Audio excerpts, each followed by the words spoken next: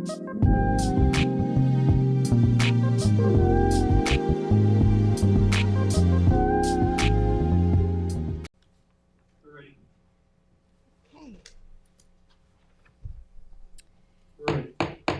like to call the meeting to order. Please rise and join me in the Pledge of Allegiance. To the flag of the United States of America and to the republic for which it stands, one nation, under God, indivisible, with liberty and justice for all. Madam Deputy Clerk, please call the roll. Supervisor Moore. Present. Councilwoman McNamara. Present. Councilman Iacilli. Present. Councilman Powell. Present. Councilman Scavone. Present. Thank you. Well, as you all know, this is Tommy John Scavone's last meeting with us, and we bid him farewell as he goes off to Albany. But before he leaves, I'd like to give him a proclamation on behalf of the board. Would you come up with me, please? Just read a little bit of it.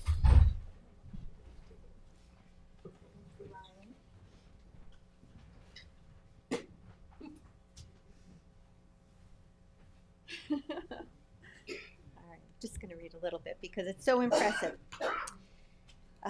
Whereas throughout Tommy John's tenure, he has played a pivotal role in enhancing public transportation, especially the creation of the South Fork Commuter Connection, and has strongly advocated for the preservation of open space, as well as parcels of historic and cultural significance to the East End. He has also been instrumental in establishing a comprehensive process for implementing housing and community development initiatives, and particularly in the realm of affordable housing and the town's new community housing fund. Additionally, Councilman Scavone has served as the town board's liaison to dozens of departments, committees, and communities. They have included the town's appointed land management boards, those covering fire and ambulance services, as well as special projects. The former social studies teacher has been particularly fond of working with the Youth Bureau's Youth and Government program, assisting high school students with hands-on learning experience about issues affecting the citizens of New York State. Yeah, it's a good one. Whereas, in a fitting tribute, we, the undersigned members of the Southampton Town Board, have chosen to honor Councilman Scavone with celebratory festivities and to publicly thank him for his dedication, service, and friendship over the years. With his swearing in at our next New York State Assembly, he will be much missed at Town Hall, but this milestone occasion offers even greater opportunities to continue our productive partnership for the betterment of the South Fork. And now, therefore, be it resolved that the Town Board of the Town of Southampton hereby joins with appreciative community in presenting this proclamation to the Honorable Tommy John Scavone with special recognition of his time as our colleague in town government, and we extend him our sincerest thanks, warmest congratulations, and best wishes.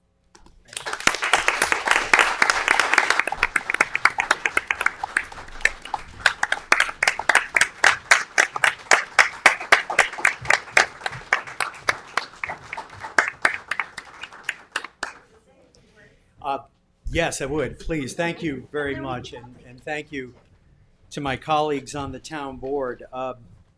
You know, I have to say, I've worked with a number of members, elected officials on the town board, and each and every one of you have your hearts in the right place.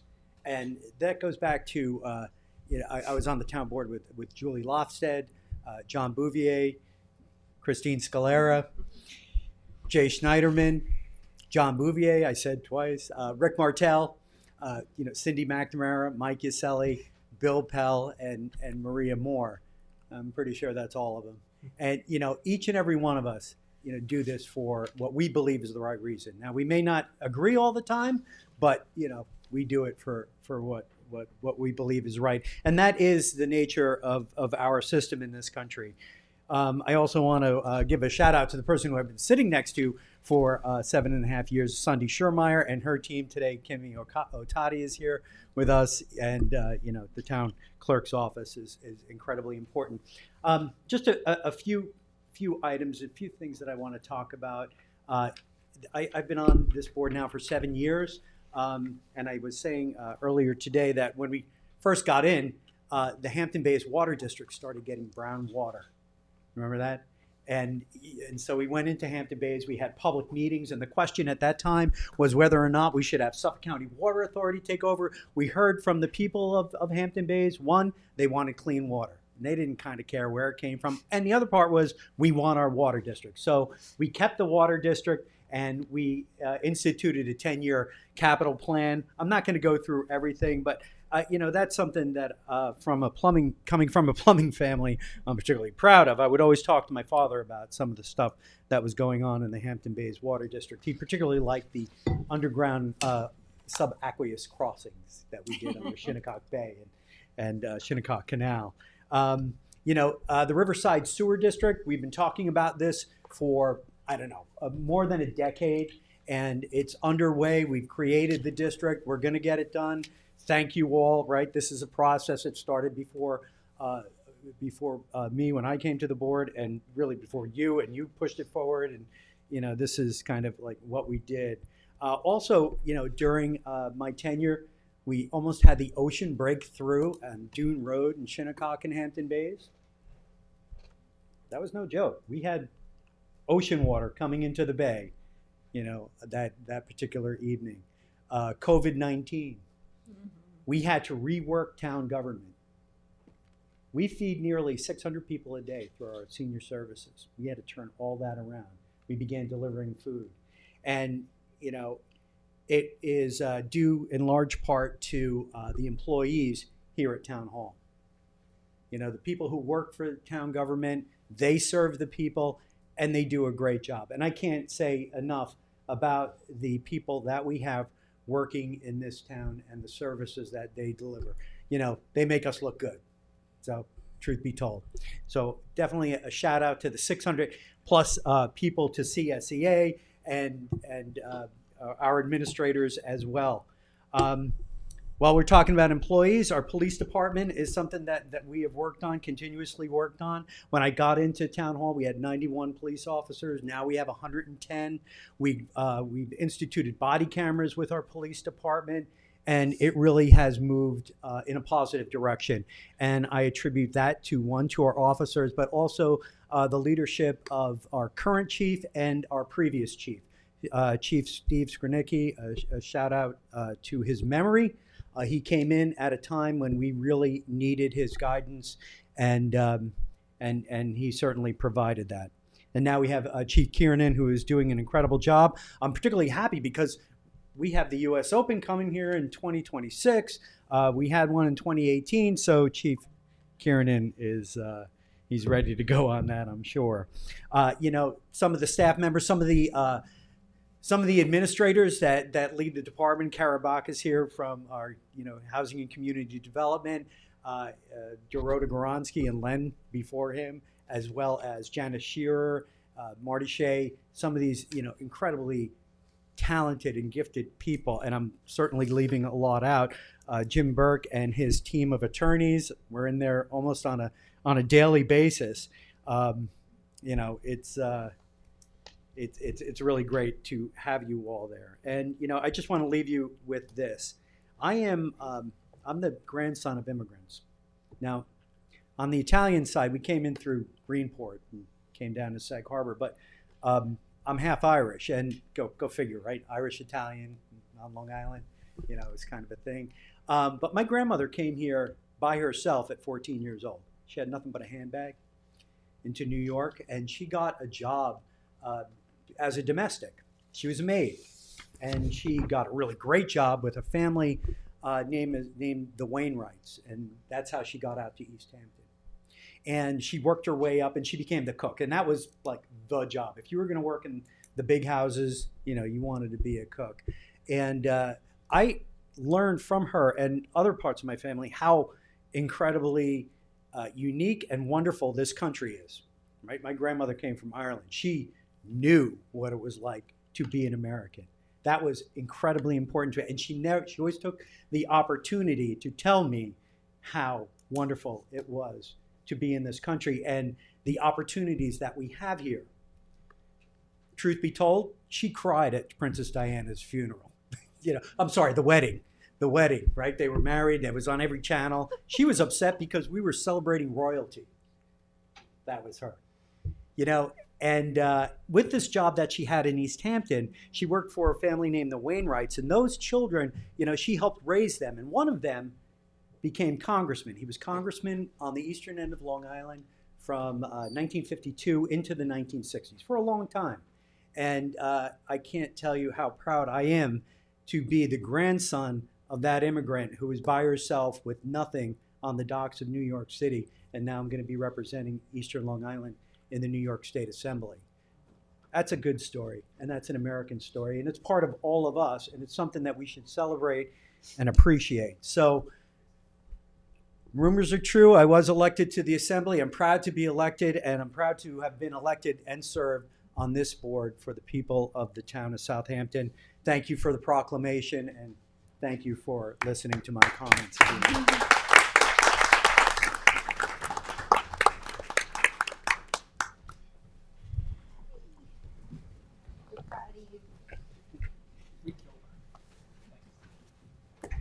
Now we work. Back to work. That's right. Thank you. All right, let's continue with the agenda. I move to accept the minutes of the regular town board meeting of December 10th, 2024. Second. All in favor? Aye. And Deputy Clerk, would you please read the communications? Sure. The following communications were filed in the office of the town clerk from the town of Southhold. We have a notice of adoption for Chapter 280 zoning. The Village of West Hampton Beach, we have a zoning board of appeals hearing notice for a property on June Road, West Hampton Beach. An annual financial disclosure statement from the listed individual, and correspondence regarding the following: the Easterner Motel acquisition, Shinnecock Hills, Shinnecock Nation activities at Westwood's Hampton Bays, and sand mine amortization. And the following zoning board of appeals application for Layla Lane, Remsenburg. 2 bids were received in the clerk's office on December 11th. The first one for public bathroom cleaning for Parks and Recreation, and the second was replacement parts for Chevy GM, and that's for various departments. And that concludes our communications for this meeting. Thank you. I do have some add-ons to the agenda before the public portion gets started. There's 5. Town Board Resolution ID number 48473 to authorize the purchase of oil gas burner boiler service installation and repair from Commercial Instrumentation Services, Inc., using Suffolk County contract. I'm sorry, Madam Supervisor, we're gonna walk these on because they're at the meeting today. Are we gonna do it as a package or individually? Package. Because you need the Package. 4. No? Yeah. Okay. I just wanted to be clear that they were walk-ons. I'm sorry, did I say add-on? That's I okay. meant to say walk-on. Town Board Resolution ID number 48474, which is the warrant, number 24. Town Board Resolution ID number 48475 to commence SECRA and coordinate lead agency for the amortization of nonconforming sand mines within the town of Southampton. Town Board Resolution ID number 48477 to authorize outside counsel Morgan Lewis Bacchius LLP to commence legal action on behalf of the town as it relates to the Westwood property located in Hampton Bays. And Town Board Resolution ID number 48478 to release the maintenance bond for PC Richard. So I Second. need a motion to Motion. walk those on. Second. All in favor? Aye. Aye. Okay, so that brings us to, we have to do the public portion. That brings us to public portion, and I do have some cards, and I would, I know there's a lot of energy in the room, and I would just want people to be respectful of each other's time and each other in general. So please be courteous, and as you come to the podium, state your name and limit yourself to the 3 minutes. First speaker is Roger Moores, and after that, Gail Lombardi.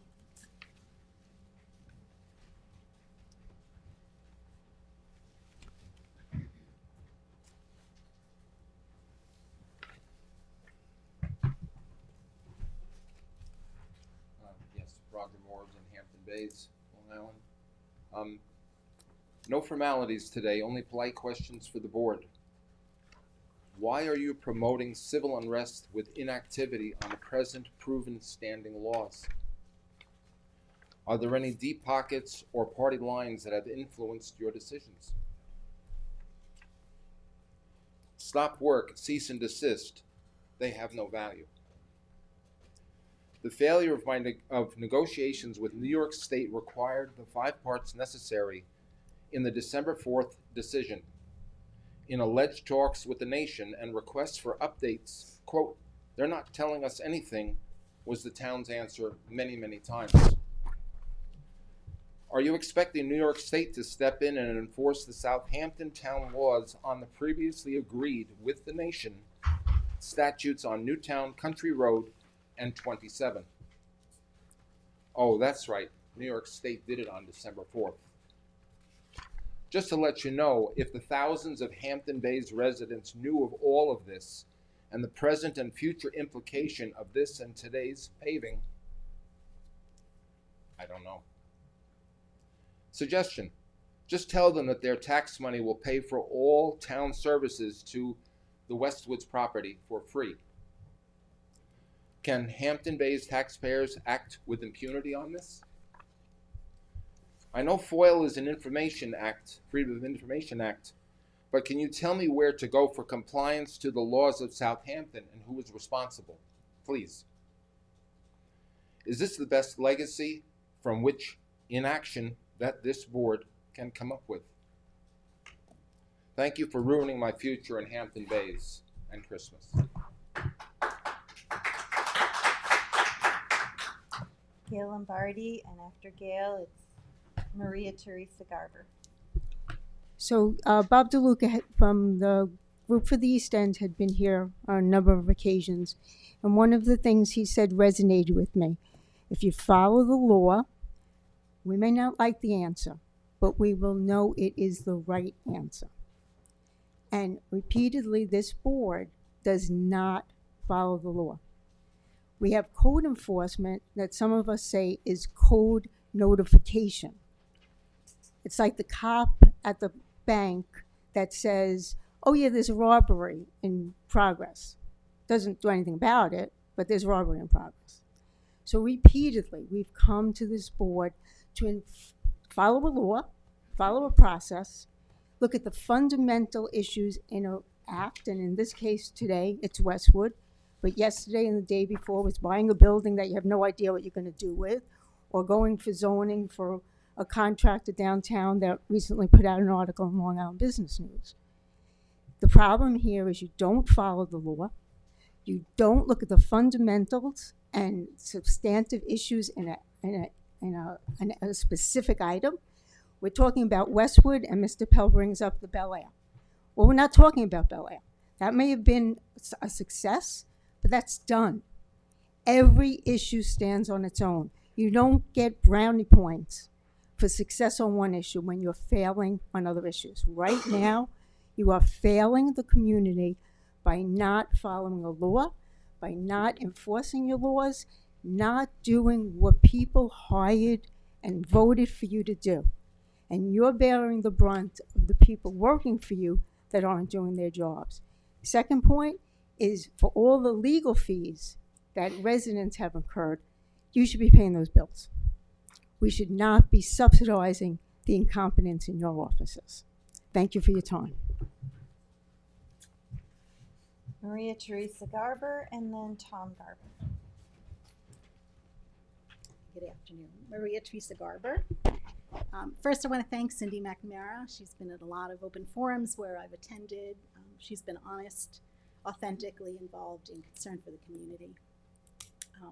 My words today are directed at our town board members, the town attorney, in particular our town of Southampton Supervisor Maria Z. Moore.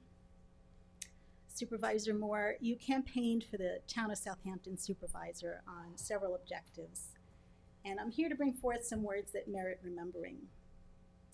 Please attend. These are quotes, your own words, lifted from campaign articles, and in my opinion, altruistic. Maria Moore for Southampton Town Supervisor. Open quote. We need to protect what is great, fix what is broken, and prepare for the future. We are all in this together.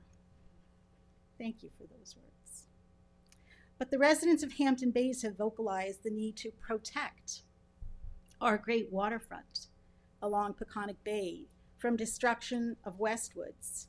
Yet we haven't seen any urgency to answer that cry. Certainly one might say inaction is extinguishing something great. Open quote, we must reestablish trust with our constituents. Trust is essential in a representative government. Residents should never feel that they have to protect themselves from their government, but rather have confidence that they will be treated fairly. You, Maria Moore, along with much of the town of Southampton board members and our town attorney, have eroded the trust of your constituents.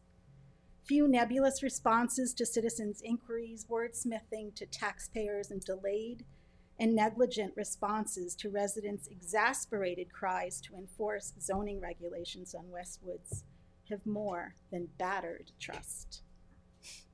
Actions and inactions have caused the people of Hampton Bays to wonder, is there something more sinister going on between the town board and the Shinnecock Nation? And perhaps between board members and other entities or village governments? You leave us no other explanation for the lack of zoning enforcement and open disregard for the misuse of land in a residential area on environmentally sensitive waterfront. 30 seconds. You asked us to wait for the state ruling on oral arguments, and the judges have spoken. The Shinnecock Nation erected a monument on a New York State right-of-way. An injunction barring the construction should have been upheld and was not. Now the demand is for the Shinnecock Nation to take down those monuments. It appears that you're following the same path. You're allowing the exact same breach of the law on land over which the town has jurisdiction. 3 minutes. Why? Finally, in response to a question about the best advice anyone has ever given you, you replied, the time is now. Residents of Hampton Bays have been crying this loud and clear. The time is now. Please do not continue to delay.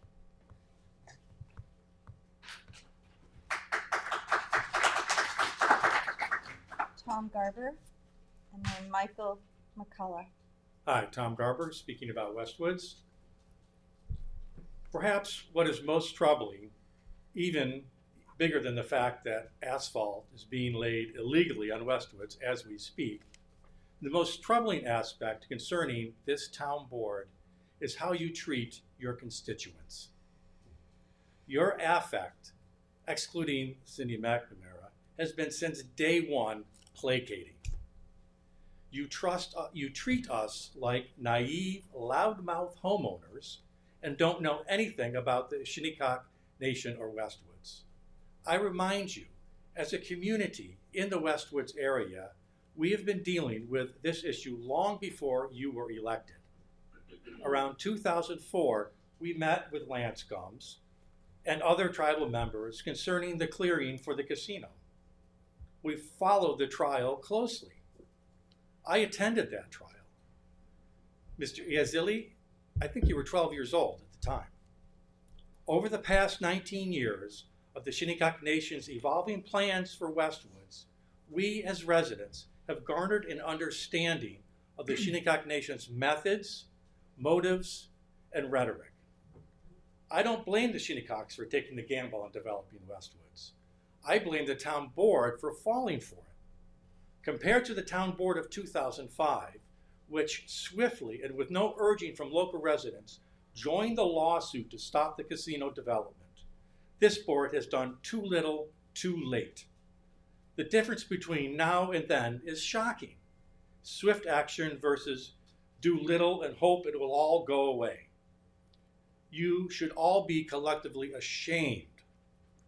The future of Westwoods must be decided in the courts.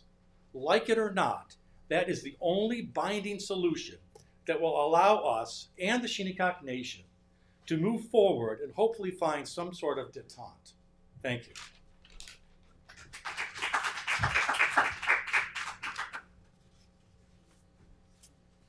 Michael McCullough, and then Ray D'Angelo. Good afternoon, Michael McCullough for Friends of Peconic Preservation. So 2 weeks ago at the board meeting, I stood up to say on behalf of the group that we hope that there would be some court action in order to determine the status of the property. As we saw, the appellate division decided that New York State has a reasonable expectation of regulating the property. We think that the town has the same reasonable expectation of regulating that property. If that's the case, then the town has a right and, as Tom mentioned, an obligation to enforce its zoning laws. I also mentioned at the meeting that we hoped that there would be preliminary to any lawsuit, enforcement of the zoning laws if there's any further activity. To date, the activity at the site has been forms for foundations, tanks that have been laid in the ground but not buried.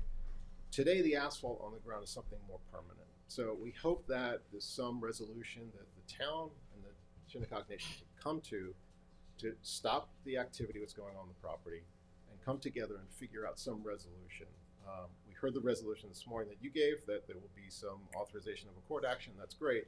That's probably not the end solution to this. So we hope that there's a continuing dialogue between the town and the nation, and something can be done to solve this problem. Thank you for your time. Ray D'Angelo, and then Mark McNeil.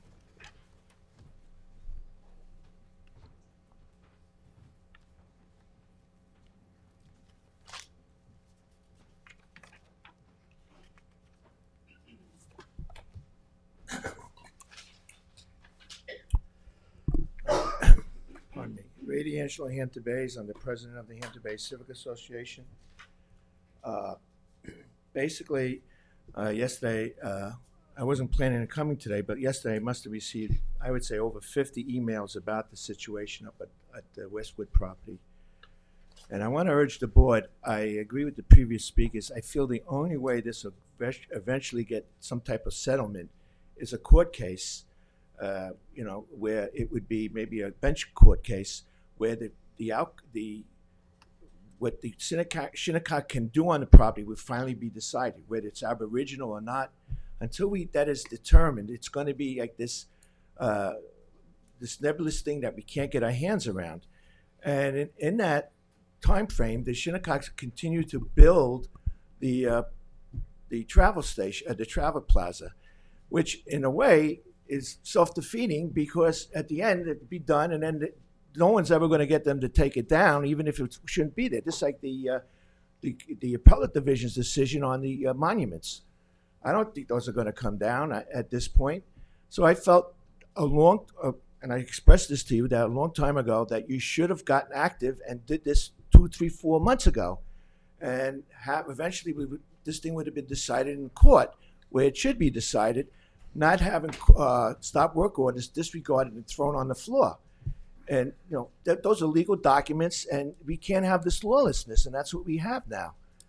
So I urge the board to finally get your act together, go into court, file a suit, let's determine what they can and cannot do, and put an end to this thing one way or the other. Until then, we're going to have this discourse, and it's not going to be settled. And it's pretty clear from the appellate division, there's a lot to discuss about this. The Aboriginal nation of the property was determined not to, they didn't present any evidence to say that it was Aboriginal, and the court didn't find that. Previous courts found in a bench trial that it wasn't Aboriginal. If it's not Aboriginal, then it's not part of the reservation, and then it would be subject to your control. So until that is decided, we really can't go forward. So I urge you, finally, to do your duty and go forward with a lawsuit. Thank you very much. Thank you. Mark McNeil, and then Carol McNeil. Hi, I'm Mark McNeil. I'd like to speak about the Westwoods property. By the time this meeting is over, probably the road will be paved from Newtown Road up to the Travel Plaza area. It hasn't been stopped. We've been pleading with you since February with phone calls, emails, texts, daily, weekly, monthly. and you've done nothing to stop this. It's gone on. Nothing you've done has stopped this at all. The Shinnecocks, my understanding is, have shown no proof to you that they actually own this property as Aboriginal property or as part of their reservation. And but yet you've let this development go on, and you haven't stopped it. You've been totally ineffective. I'm personally disgusted with the whole situation. Mrs. Moore, you took an oath to protect this town, to the citizens, to for development, and that all rights, all codes, and everything would be followed in this town. You took an oath. You put your hand on the Bible and took an oath to do everything in your power to make sure that all the rules are followed. And you have violated this oath. And I hold you personally responsible, because everything goes from the top down. And I hold you responsible for what's going on here and opening the door to this development, to the travel plaza, to the casino, to the hotel. Everything that may happen is on you. That's all I have to say.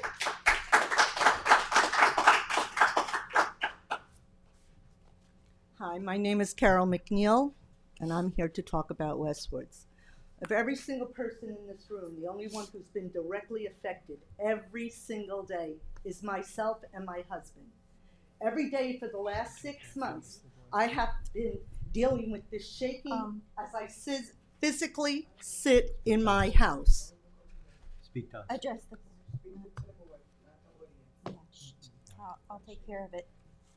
Well, I'm here to talk about how it's personally affected me. Yes. My blood pressure has been up to here. I'm the only one. Every day I wake up, I see out my window, my bedroom window, I could see the trucks going by. They start sometimes 7:15. They're very good workers, whoever they are. Well, I know who they are. And it's just been unbearable for the last 6, 7 months. I just got my tax bill the other day. And I looked at it, I said, really? Wow. I said, for half of the time I've been here this year, I have not been able to enjoy my home. I have not been able to sit in peace when I'm up on the computer.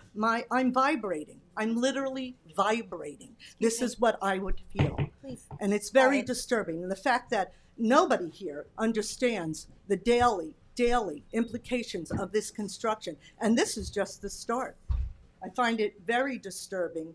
I find it disturbing what I read in the papers. Oh, I knew this was going on. Oh, I knew when I bought this property. No, I'm sorry. I bought in 2008 when I was under the impression that the Shinnecock Nation was forbidden for building the casino. So I assumed things were taken care of.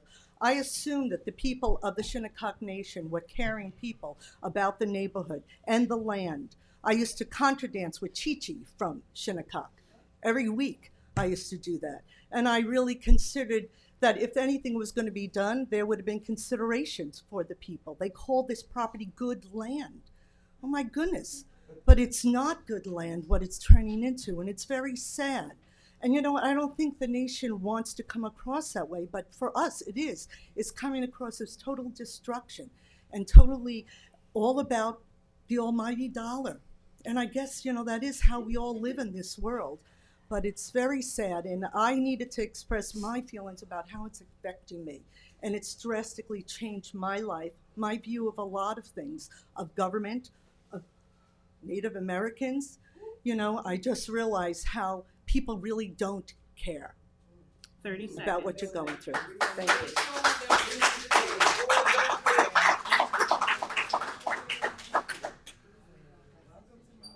All right, please, you can't speak from the audience. Kevin, is there anyone on Zoom? Yeah, I have a hand up. Okay.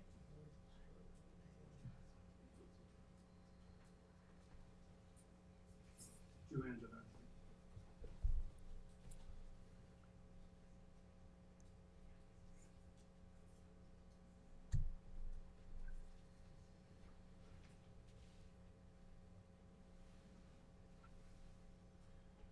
May I speak?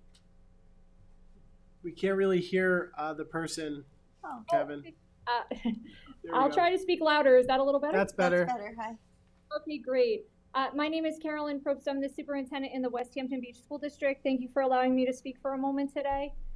I would like to address the board regarding a resolution that I have seen on the agenda to execute an agreement for a pilot for the Preserve at South Country development in Cuyog. I have a few questions about this resolution. I have to say I really feel that there needed to be more time and notice from the town as they do consider this resolution. I think it feels a bit rushed, and I think it is going to raise more questions than answers from people as they do learn of it. In looking at the backup on the agenda that I was able to see, it does not look like there was an end date included for the pilot program for this development, so I do wish that the town could perhaps address that and speak to it. And I also would like for the town, for the board to discuss the reasons for a pilot program and why this would be beneficial as opposed to residents in this proposed development not just paying taxes on the assessed value as people normally do when they purchase a home. I think there are going to be many questions about the amount of the pilot and the impact that that will have on our school district because I believe in the backup it lists about $78,000, but then I believe $71,000 was discussed. In either of those figures, that is not probably going to come close to what it will cost the school district to educate the students that will join our school should their families move into this proposed development. So those are just a few points that I would ask the board to please speak to and address. And I am more than open to having future dialogue about this. I've spoken about it when we've had previous meetings. And I do appreciate the cooperation and the partnership that we have with the town and the board. So thank you very much. Thank you. Thank you, Superintendent. Just for your own edification, the number is going to be $74,887.85. And we had a work session on this earlier today. And I know I asked for the work session just to get some questions answered rather than just putting it on for a resolution. And some of the questions that you brought up were brought up in that work session. Namely, this is the maximum amount of taxes that could be charged for this initiative in that location. And so payment in lieu of taxes is somewhat of a misleading statement. So that's kind of, what we discussed at the work session. I understand. I understand and I appreciate your comments. No, that's fine. I was able to view the work session. I do wish that there had been more time between the work session and the town having this as an agenda item to act upon. Right. With it being only a few hours, that really didn't provide people much time to consider the action that the board is potentially taking in this meeting. And my real question was actually about why a pilot would be pursued as opposed to residents paying taxes through the normal mechanism. If we had another work session, would you want to come to it? I would be happy to come to it. Sure. The reason why this payment in lieu of taxes, as we call it, it's somewhat of a misnomer, is that the applicant would like to have some clarity and continuity when they go to get grants from New York State. So, it would be the number that I had indicated, the 74,000 plus a 2% escalator each year. Mm-hmm. And that would be constant, and that's what this resolution would do. Okay. I think the concern from the school district and our community members understandably is that it costs us approximately $28,000 per student to educate a general education student and close to $60,000 per student to educate a special education student. So that figure is going to raise concerns with people, in any regard. Thank you, Superintendent. I'd also like to note that, typical property taxes for a student do not cover the annual cost of educating a student. Everyone else, and I don't need to lecture you or, tell you on how this works, but, that is kind of, our system. I know when people hear those numbers, they do get of course concerned. Well, and, you spoke to the need for residents to be able to plan for what they would have to incur in the way of taxes. As a school district, we plan for how many students, we could perhaps be receiving. And I anticipate that we could see a significant number of students from this development, with, you know, and we just like to be able to plan as well, so. Thank you.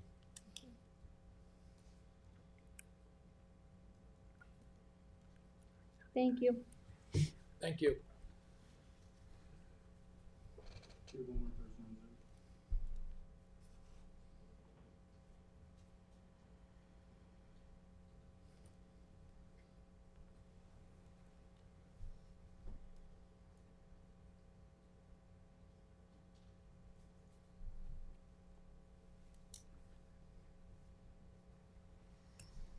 Can everyone hear me? Yes. All right, Diana. hi. So I want to reiterate what my fellow Hampton Bays residents have said regarding the construction of the gas station at Westwoods. Today, the developers, the Shinnecock Nation, are paving the road that connects the gas station to Newtown Road. And this connection to Newtown Road is illegal, and it contravenes the town's stop work order. And we've been asking the town to do something about this since February.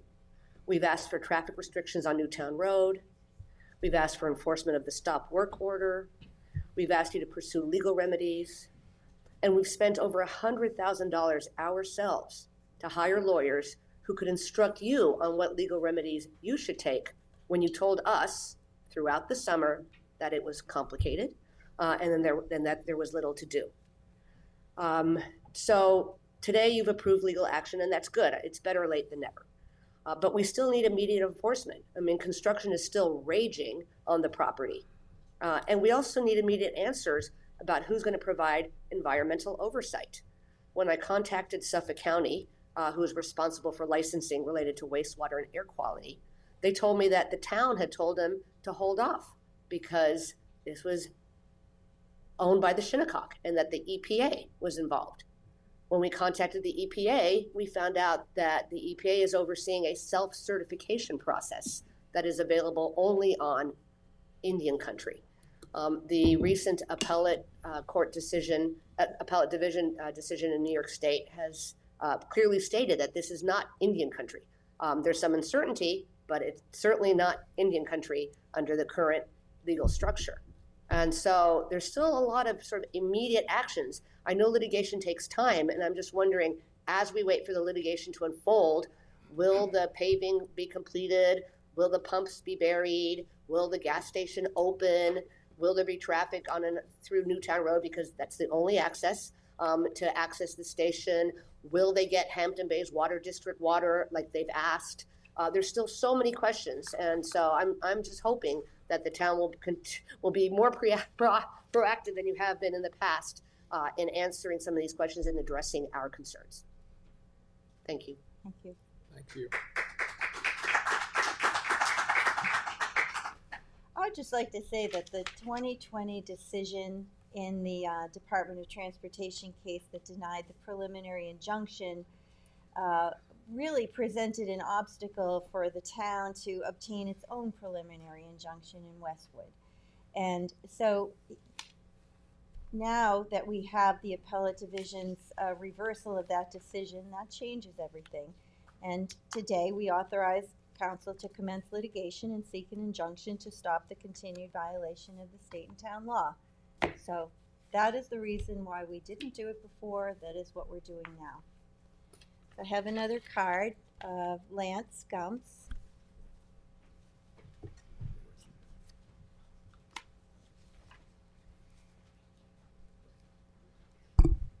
Good afternoon. My name is Lance Gums. I'm the Vice Chairman of the Shinnecock Nation. I'm also the Regional Vice President for the National Congress of American Indian for the entire Northeast region.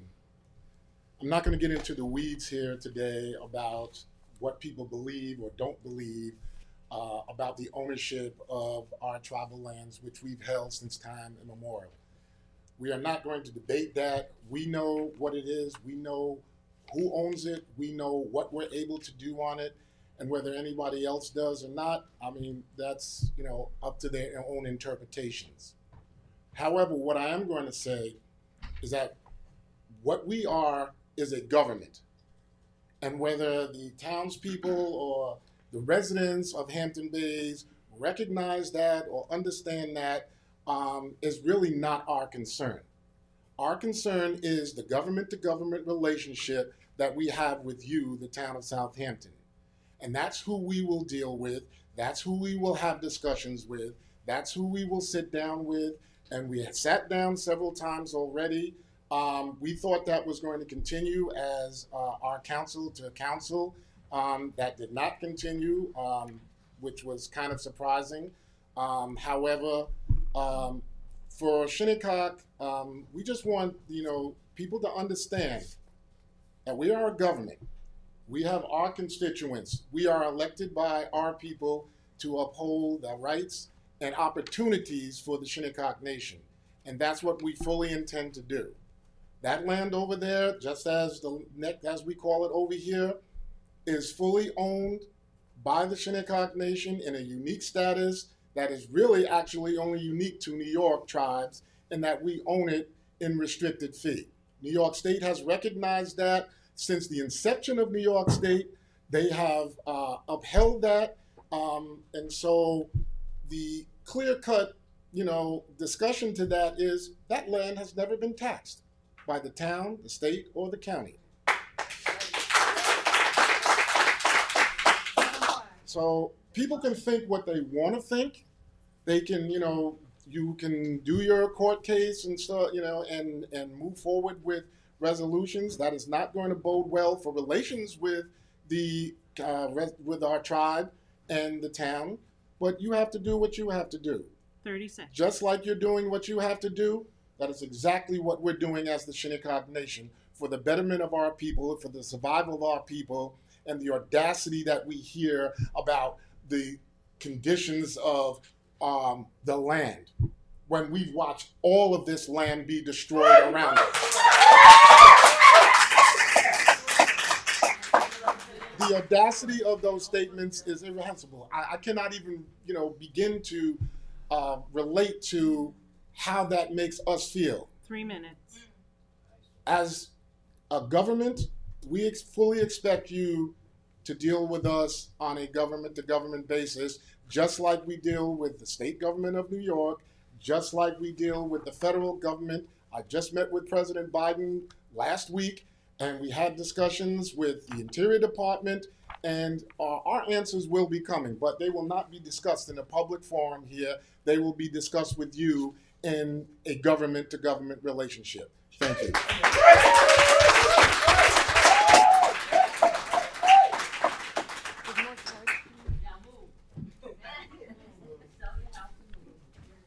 All right, please. Michelle Johnson and then Cordell Willis. Michelle Johnson, tribal member. I would just like to speak to a lot of people brought up rules and regulations that you guys didn't follow from the very beginning. The Non-Intercourse Act, a lot of land was taken illegally. And you didn't respect us when you drove the railroad right through our habitat. You had no regard for that. Your ancestors didn't. We're trying to develop ourselves and make ourselves better, not having to rely on, the outside. So when you guys did what you did, it disenfranchised us. All we can do for you, and we were very hospitable because we took y'all in, showed y'all how to survive off the land. And what did you do? You pushed us into a swamp area that you didn't think we were going to survive off of. But we did, okay? A lot of the land, you had dead people on deeds to justify stealing our land. So if you're going to talk about rules and regulations, and you're going to talk about following your own policies and procedures, do so. Thank you. And all I want to say to that is the God that you brought to us, we believe his word. And he says, no weapon formed against us shall prosper, and any word spoken against us in judgment, we shall prove to be in the wrong. So I stand on that. I stand on God.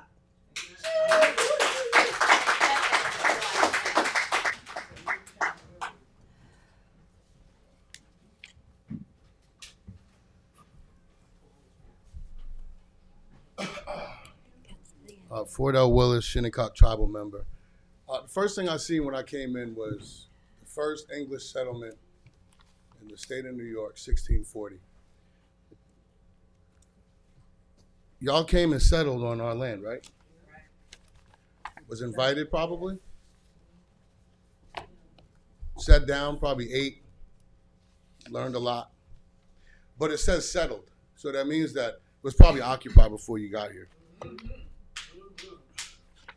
I'm hearing discomfort from people, and I respect everybody, to be honest with you, because this world is about respect. This world is about honesty. It's about love. It's about a lot of different things. But we're not like everybody else, and we don't have to settle. We're trying to be economically developed as a community, as a nation. We're federally recognized. We have great programs that the government assists us with, and we're just trying to stand on our own feet. I'm pretty sure that our land just didn't stop at the highway, skip over, and then another piece of land was right there. I'm pretty sure that we said, you know what, you guys can utilize that to have a roadway to go through it. I don't know what the documentation is. Does anybody know? Right. So for some, you do? Yeah. Okay. Covenant. So it's some type of an agreement, right, that we allow that. We can all agree on that, right? Okay. We have land over here, Shinnecock Golf Course, 100 plus years, never given back.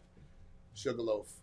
We have several different documents that's written in your language, black and white, that is not honored, not respected, and we're supposed to feel fairly treated when we continue to get the short end of the stick. We're not trying to do anything wrong. We're just trying to do what's right by our rights. And so we ask for your help in places we don't even need your assistance or need your permission. And it's just unfair when people think about how they forgot about the history of how this place became Southampton Town. You guys settled here. You guys settled here. Not you guys, but ancestors settled here. And our ancestors was have the same responsibility, you know, for what happened. Shaking hands, walking away, thinking that we're doing in good faith. I have friends sitting on this board that I grew up with, that I love, that I would never disrespect their land, never disrespect their home. But one of the things about us is we have culture that's deep and rich that you can't take away. We have spirit. We have all type of connections that can't be justified, regulated by law or a written document. The spirit world has been given to us to continue. We are stewards of the land. Thank you. We're stewards of the land, and we're going to continue to do what we need to do to provide for our people and our community. And I just hope that one day people can sit down at the table and really reconcile for what's truly been done to not just our nation, but to the 13 original tribes of Long Island, who never had to settle, who occupied this land before anybody else, before law, before English, before Christianity, before the Creator. We did it on our own. So thank you very much, and salute Shinnecock.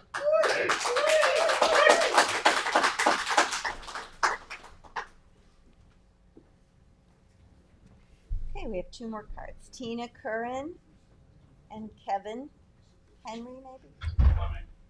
Fleming. Oh, I see it now.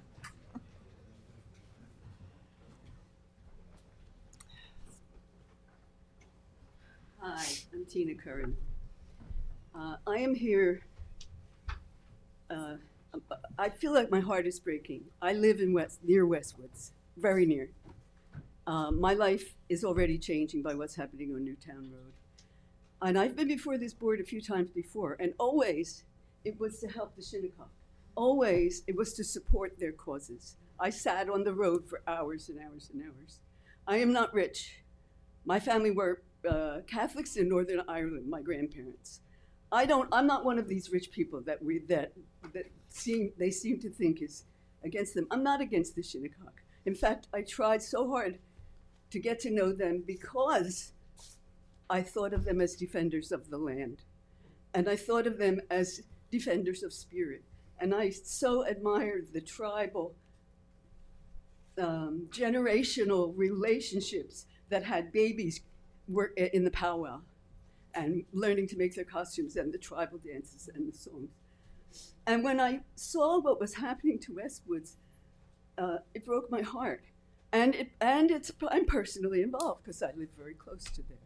So I just want to say, My family never got reimbursed for what was taken from them in Northern Ireland. And we all are living today.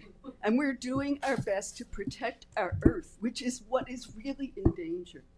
And I am not in favor of, I would be out there laying on the road if any corporation was trying to do what these people are trying to do. Was trying to pave the parking lot, cut down all those trees, which is totally against our town laws, but it's been happening more and more in Hampton Bays, and suddenly so many trees went in one night. I would be laying on the road to keep any corporation from doing this. And I just, I didn't even plan to come here and speak today, but I felt like I had to from my heart. I feel like you all need to follow the law, and you need to protect our earth. And Southampton Town did make a commitment to be a green community. That's all I have to say. I hope you all can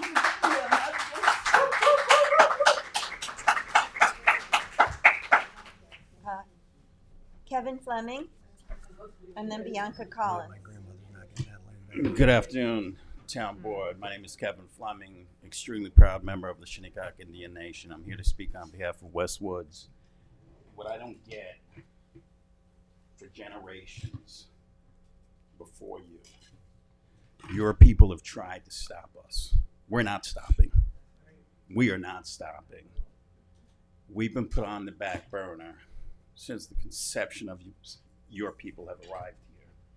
It is time, and I think there's a fear, not only here in Southampton, but countrywide. There's a hidden fear that the other people are rising.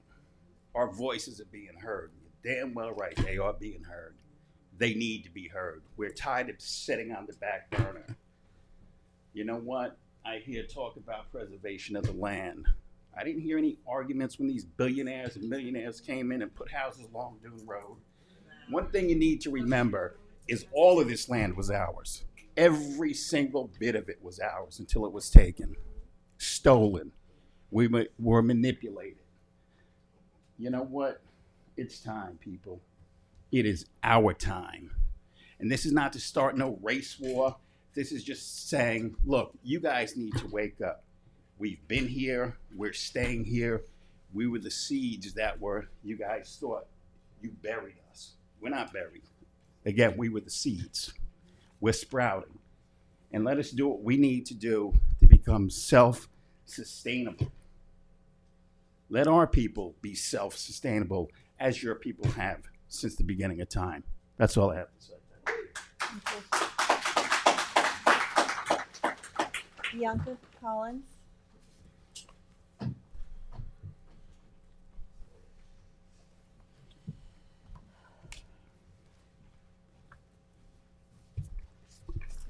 Akwe, Bianca Collins, Natasuis, Shinnecock, Nichapayawonk, Patakohan, Nishashayawank, Shinnecock, Natup. My name is Bianca Collins. I am a proud Shinnecock tribal citizen. I am a council member of the Shinnecock Nation. It is good to see all of you this afternoon. I'm very happy to be here with so much support from my Shinnecock tribal members, my constituents. But let me remind you that the Shinnecock Nation and our constituents are also your constituents. That is something that we will not overlook, and I will not let your other residents overlook that fact as well. Regardless of whether they think we pay taxes or not, we're not going to pay taxes on land that was stolen from us or that we were forced on. All right? There's a lot of things that I could say, and I'm sure, and I look forward to the next time we have the opportunity to sit and meet with each other. Just hold on a second. What is that sound? I think it's an alarm. Someone's phone. Sounds like a fire. It's okay. Okay. Somebody's phone. All right, go ahead. Thank you. As I was saying, I look forward to the next time the town board comes to meet with the Shinnecock Council of Trustees so that we can continue the conversations in regards to our property at Westwoods. There's a lot of things that I could say, but one thing that I want to ring true, and whether people want to acknowledge it or not, and we want to talk about jurisdiction, the town of Southampton resides on the jurisdiction of the Shinnecock ancestral territory. Okay? This entire island, every inch, is our ancestral territory. And people might not understand the kinship that we have to this land and the connection that we have to this land, but that is something that we recognize every single day. God blesses us and we take that first breath in the morning. And we smell that Shinnecock Bay air. I wake up every day showing up for my people because I know who I am and I know exactly who our people are. I recognize the history, the trauma our people have had to endure. And still to this day in 2024, soon to be 2025, we are still having the same conversations about whose land it is. And believe me, these people are tired, beyond tired. We are done having those conversations about whose land it is. If you want to come do whatever it is you feel you have to do on behalf of your other constituents, feel free to. But believe me, we will be there. We will be there, moccasins on, fans in hand, with our sage and drums, representing the Shinnecock people every single day. And whoever wants to stand opposed to us, if you want to be adversarial to us, believe me, we've been there before. And we are ready to be wherever we have to be again. 30 seconds. 400 votes strong. It's hard to, I'm going to try to compose myself. I respect, I have respect for our neighbors, but they clearly have no respect for us. If you had respect for us, you would come to us. If you had respect for us and the years that you have been on that land, you would have learned about our people. You would come and you would support our people. You would understand why we are doing what we are doing at Westwoods. Every day we have to address the needs of our community because of what the United States government has done to our people. Every single day, our people are suffering, and we have had enough. And I don't say this just to you. I say this to make it known to the public. We are done as Native American people. All right? We will do what we need to do for our people.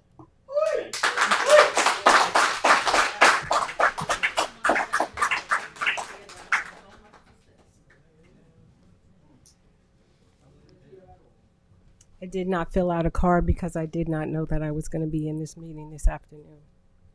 You don't need a card. Thank you. Good afternoon, town board members, my fellow Shinnecock Nation members in town of Southampton. I want to address something that was said to Maria this afternoon, that she needs to remember when she was elected, that she took an oath. She took an oath to the town of Southampton residents. That includes the Shinnecock Nation. That seal up there on that wall demonstrates that we belong here. If the town of Southampton Town Board is not going to abide by our rights, what we do on our territory, please remove that seal. Someone mentioned that you were elected to protect and prepare. What about our protection? What about our preparation for our future? Every time someone tries to come at us, the town, the state, you know what we have to think of? You know what I had a meeting about last night? What about our elders? What about our children? We're not a large reservation where we have casino funds. That's not us. So remember that. You want to come against us and attack us with litigation? We're not going to back down. We're not. We've been here for over 10,000 years. We're going to be here for thousands more because we are not backing down. This is just another battle that we're ready to fight.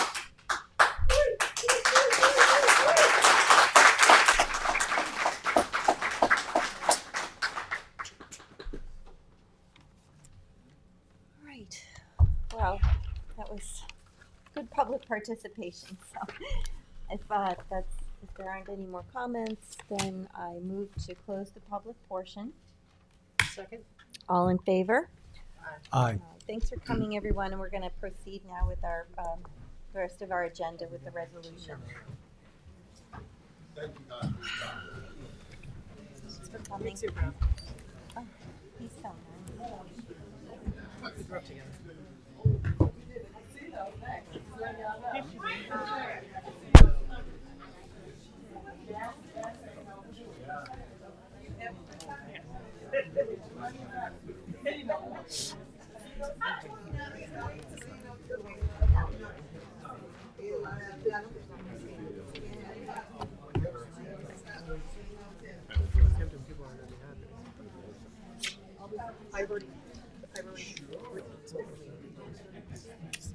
In support. Yeah, it's not the action, we're just authorizing the signing. It's fine.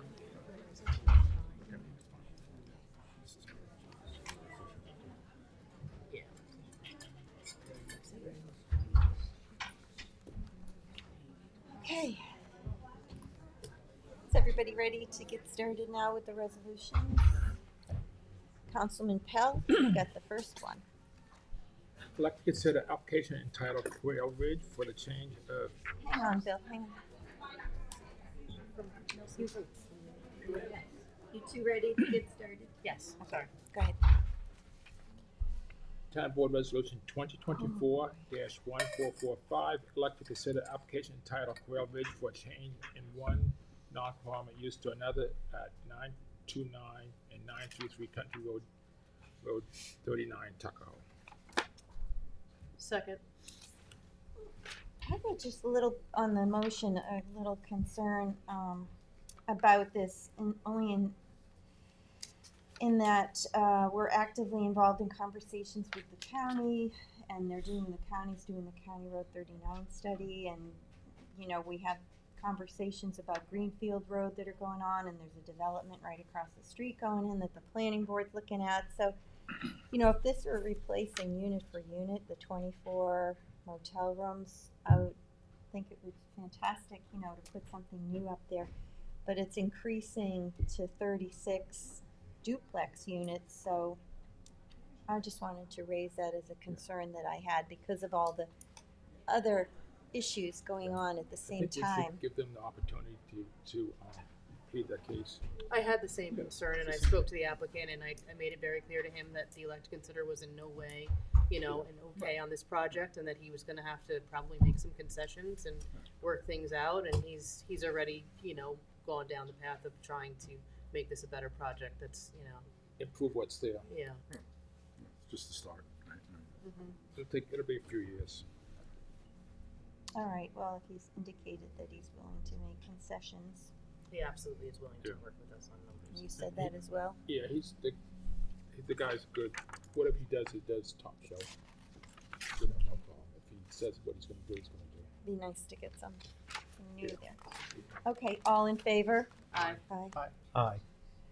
Town Board Resolution 2024-1463, co-sponsored with Councilman Scrivoni, to authorize the purchase of firearms, ammunition, and less lethal products from New York State OGS contract with Thomas J. Morris III, doing business as Eagle Point Gun / TJ Morris and Sons. Second? All in favor? Aye. Aye. Town Board Resolution 2024-1464, co-sponsored with Councilman Pell, to authorize purchases from Suffolk County contract with Moreland Hose and Belting Corp. For industrial hoses and fittings. Second. All in favor? Aye. Aye. Town Board Resolution 2024-1465, to authorize purchases from WB Mason Company, Inc., using Suffolk County and Eastern Suffolk BOCES contracts. Second. All in favor? Aye. Town Board Resolution 2024-1466, to authorize purchases of industrial and commercial equipment and supplies from Choice Distribution, Inc., Fastenal Company, HD Supply Facilities Maintenance Limited, Home Depot USA, Inc., Lawson Products, Inc., and WW Granger, Inc., using Suffolk County contracts. Second. All in favor? Aye. Town Board Resolution 2024-1467, to authorize purchases of maintenance, repair, and operation supplies, equipment, and related products and services using Omnia Partners contracts. Second. All in favor? Aye. Town Board Resolution 2024-1468, co-sponsored by Councilman Pell, to authorize purchases of generator, emergency service, repair and parts, and generator preventive maintenance using Suffolk County contracts with Joseph Rouleau Effortless Power, Inc. Second. All in favor? Aye. Town Board Resolution 2024-1469, co-sponsored by Councilman Pell, to authorize purchases of OEM powertrain replacement products and automotive supplies from Jasper Holdings, Inc., using the Sourcewell contract. Second. All in favor? Aye. Town Board Resolution 2024-1470, co-sponsored by Councilman Scavone, to authorize purchases of public safety video surveillance from Axon Enterprise, Inc., using the Sourcewell contract. Second. All in favor? Aye. Town Board Resolution 2024-1471, to authorize the supervisor to execute a 2024 contract with Risk Strategies Company, Inc., to provide actuarial services to the town. Second. All in favor? Aye. Town Board Resolution 2024-1472, co-sponsored by Councilman Scavone, to authorize the supervisor to sign a contract with Pix 4D to provide advanced drone survey software service for the town police department. Second. As the nation is. What? All in favor? The drones. Aye. No. Town Board Resolution 2024-1473, co-sponsored by Councilman Pell, to authorize the purchase of auto parts and accessories from Omnia Partners contract with Advance Auto Parts. Second. All in favor? Aye. Aye. Town Board Resolution 2024-1474, authorizing the purchase of tree removal, stump grinding, and trimming services using Town of Brookhaven contract with Looks Great Services, Inc. Second. All in favor? Aye. Town Board Resolution 2024-1475, to authorize the purchases of gasoline from the New York State OGS contract with Sprague Operating Resources, LLC. Second. All in favor? Aye. Town Board Resolution 2024-1476, authorize the purchase of guardrail furnished and installed from United Fence and Guardrail Corp. using Suffolk County contract. Second. All in favor? Aye. Town Board Resolution 2024-1477, co-sponsored with Councilwoman McNamara and Councilperson Scavone, authorize the supervisor to execute 2025 stewardship agreement with Maureen Stafford to provide security services at Good Ground Park in Hampton Bays. Second. All in Second. favor? Aye.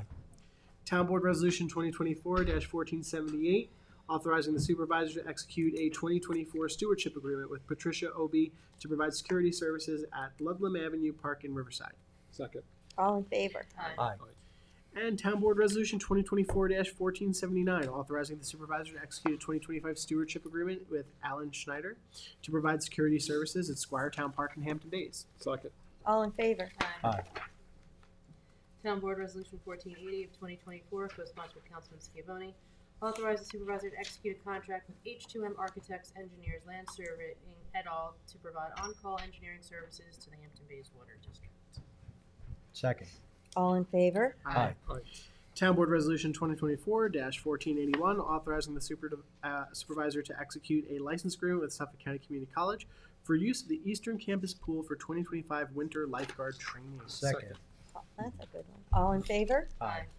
Town Board Resolution 2024-1482, to authorize the supervisor to execute an amendment with Lease Servicing Center, Inc., DBA National Cooperative Leasing, for lease purchase of a Gap vac truck from Suffolk County Brake Service using the Sourcewell contracts. Second. That's just to extend the delivery date.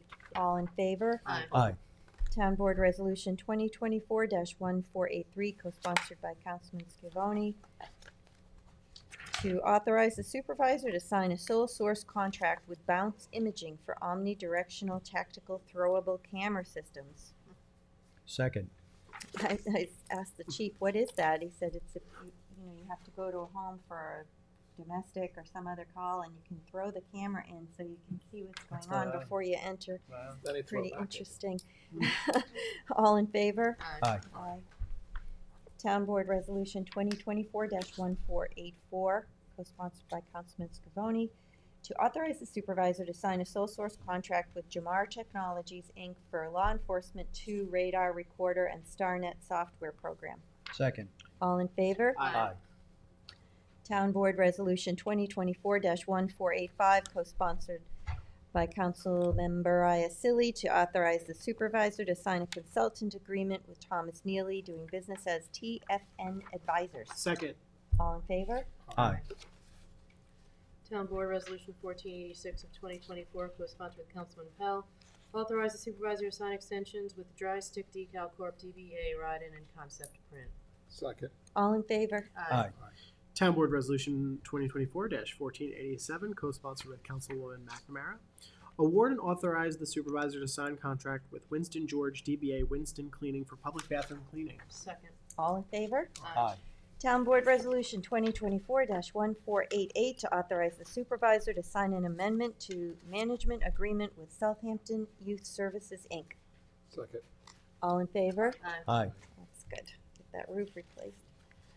Town Board Resolution 1489 of 2024, co-sponsored with Councilwoman McNamara. This is to authorize the supervisor to execute an agreement for payment in lieu of taxes pilot with the South Country Housing Development Fund Corporation Incorporated and South Country Road Apartments LLC. I'd like to make I'd like to make a motion to make some changes to this. In the third whereas, where it says or less, it says or less 4 times. We'd like to strike that. And then in the, What are you striking? The additional third whereas or less. Where it Everywhere says- it appears. yeah.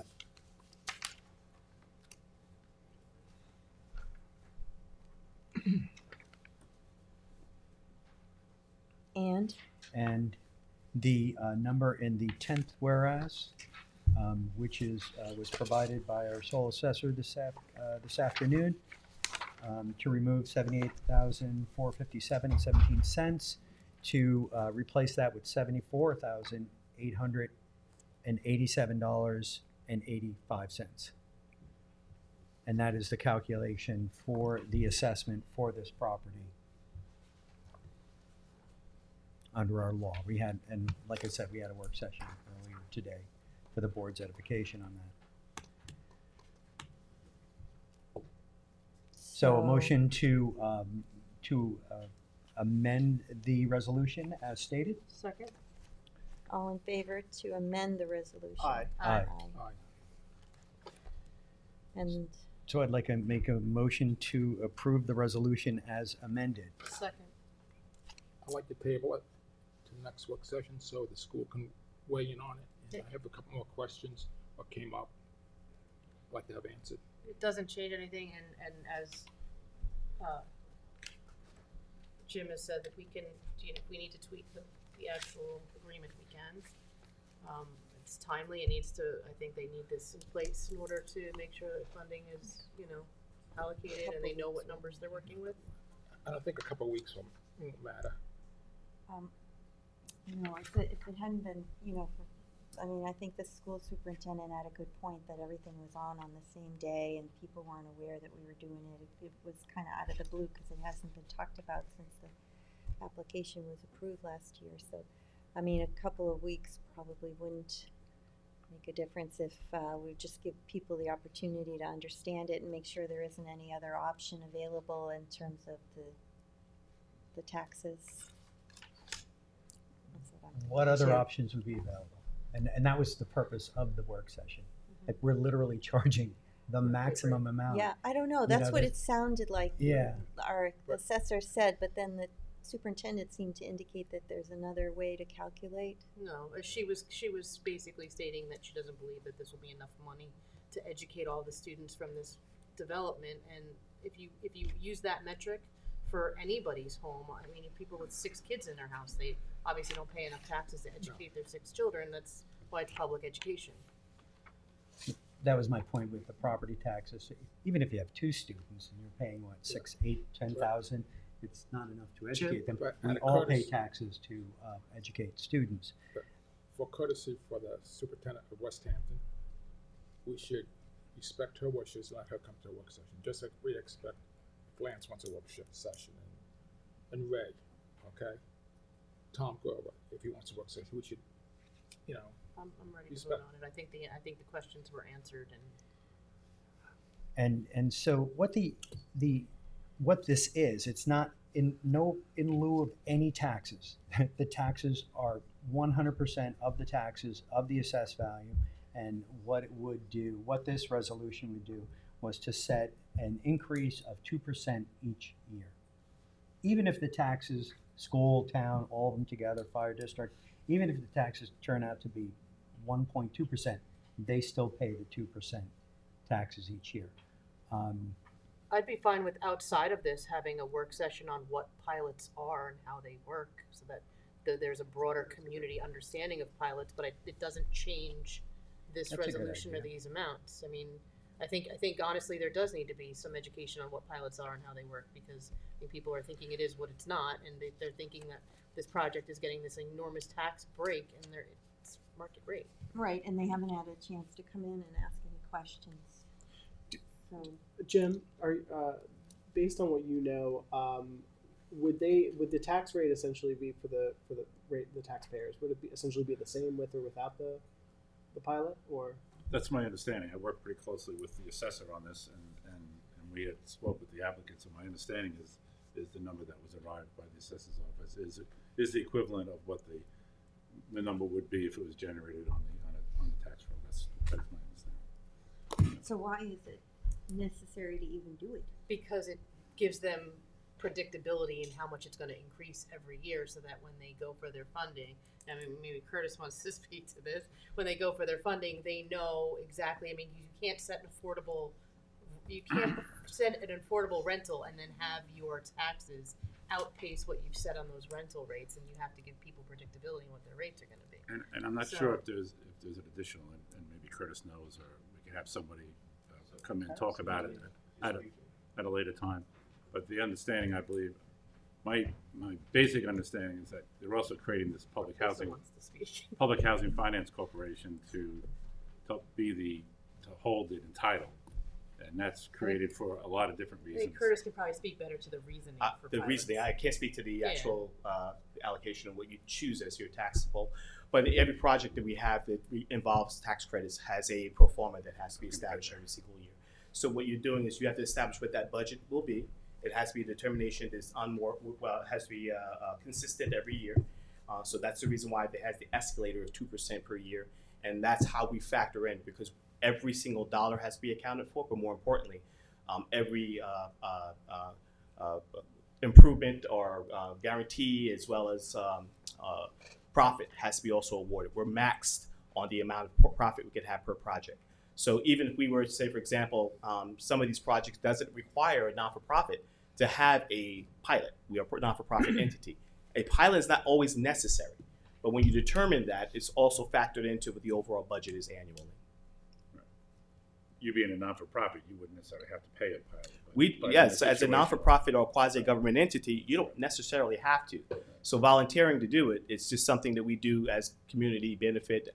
Individuals feel that we're all contributing to, obviously, the tax levy of the entire community. Right, but in this situation, and similar to the situation with the Spion project and the Sunny Hollow project, where they created the private housing finance corporation. Yes, that's the fund. We would create a housing funding corp, not-for-profit entity. They hold the property and title. Yes. For the length of the pilot agreement or beyond, I guess. We hold it for the regulatory agreement. Right. For the entire regulatory agreement. For the length of the tax credit.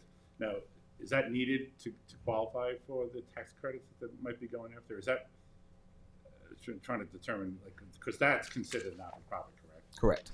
Right. Correct. And so, by the fact that they're... But it's not just the tax credit, it's also all of the grants. So most of these projects have, target, they have county, they have state funding, they have personal financing, so all of that gets funded. So they create this entity to qualify for the funding. But Correct. then by creating that entity, you're creating a not-for-profit. Correct. Which could be, so then it's no longer going to be on the rolls. So that's the need, that's an additional need why you would create the pilot. Correct. That's what I was... Because it's under ownership of the not-for-profit, it's taken off of the tax rolls. Therefore, you have to have some type of aggregate to determine what the So it's more than just the predictability. It's also the fact that when you create this entity, you're creating a not-for-profit. So then you're creating it. So then you have to do a pilot. If we're going to agree to actually pay property taxes or some type of payment, that's the way to create it. Correct. If they're not for profit, then they're off the rolls, and so they can't be taxed unless they agree to a pilot agreement. Correct. That's which is what's happening here. They could actually apply to do that and be taken off the roll as a not-for-profit. They could, yes. They could. Yes, because they did develop a funding corporation. And to play this scenario out a different way, the assessed tax value is $8,347,771. If they get an application, they're going to be paying this amount of tax. Correct. So it sounds to Whether me we that this do this or particular not, establishment is paying market rate tax. So I don't know any other calculation other than full market rate tax that you will be able to equate Right. for this parcel, unless you're going to do per kid, and I would really strongly urge you not to, Yeah, only because you start talking about family makeup and making determinations governmentally with regards to family makeup. There may be some other implication or issues. There's some other implications of that. Yeah, I mean, I think it sounds like as we move forward, especially with the community housing fund and trying to build affordable housing units, I think it would be, important to have this conversation, do a whole work session on how the funding sources are pulled together, how pilots work, so that the community has an understanding when we go forward on these projects, exactly what we're proposing to do and why and how it all works. It can't be based on, I know we always do for impacts purposes, what would be the estimated number of children or into individual school systems. However, you can't make a determination or overview or make even a decision on a project based on family makeup. So we have to be careful with even that conversation, because it turns into other possible issues and challenges and violations. Any other questions? No, just No. to reiterate, the amount that's being paid now is the amount that they would have to pay without a pilot. If it was on a roll, yeah. That's, I mean, Or they could ask us to take it, as a non-for-profit, they could ask us to be removed from the rules. well, that's why we're paying a payout. That's why you have the pilot, because of the creation of this entity that's gonna hold it as a non-for-profit. One thing the superintendent mentioned was that, well, I know that the agreement itself has a 30 years, but there's nothing in the resolution, so we should amend the resolution to have that as well. Well, that's gonna be an agreement. It's in the agreement. I know, but it's not Yeah, in here, so, everything else is in here. Why don't we just put that in here too, since we're amending the We don't know resolution? we don't know. All right, It'll be 30 years from the date of this. CO, the issue. The date of the CO is issued. I don't have a position one way or the other if you wanna move forward I would today, just but rather leave that but in the if- agreement. But if you want to compromise, I'd be more than willing to sit down before the agreement is signed, to sit down with the West Hampton superintendent, the school superintendent, anybody else, and go over the agreement. If there's something that comes up that from the West Hampton School District that might change the We can agreement, make an amendment. I'd be more than happy to bring that back to the board if you want to do that. Yeah, please do that, because Sure. she had people calling. No, I today understand. that No, were concerned. absolutely, and the school district should have the ability and the opportunity to respond. But if you want to, and we won't sign the agreement, we won't finalize it until we have that agreement. But either way, I said I'm not taking a position on the vote today. I think that's a fair compromise. So why can't we add 30 years? Why, if everything else? 30 years from the date of the seal. That's issuance what- of the seal. Yeah, Could we that can be do it. added to Yeah, this right. I resolution? think Kristen Yeah. said it was 30 years and 8 months. She's I believe you only have the 8 months. I'm not Oh. sure why the 8 months. It did say that. I'm not quite sure why that, but that's, yeah. Why, what's 8 months? I don't know. I'm not really sure why that was there. Yeah. Well, if you do another amendment, this will probably go through, Tommy John. Say that again?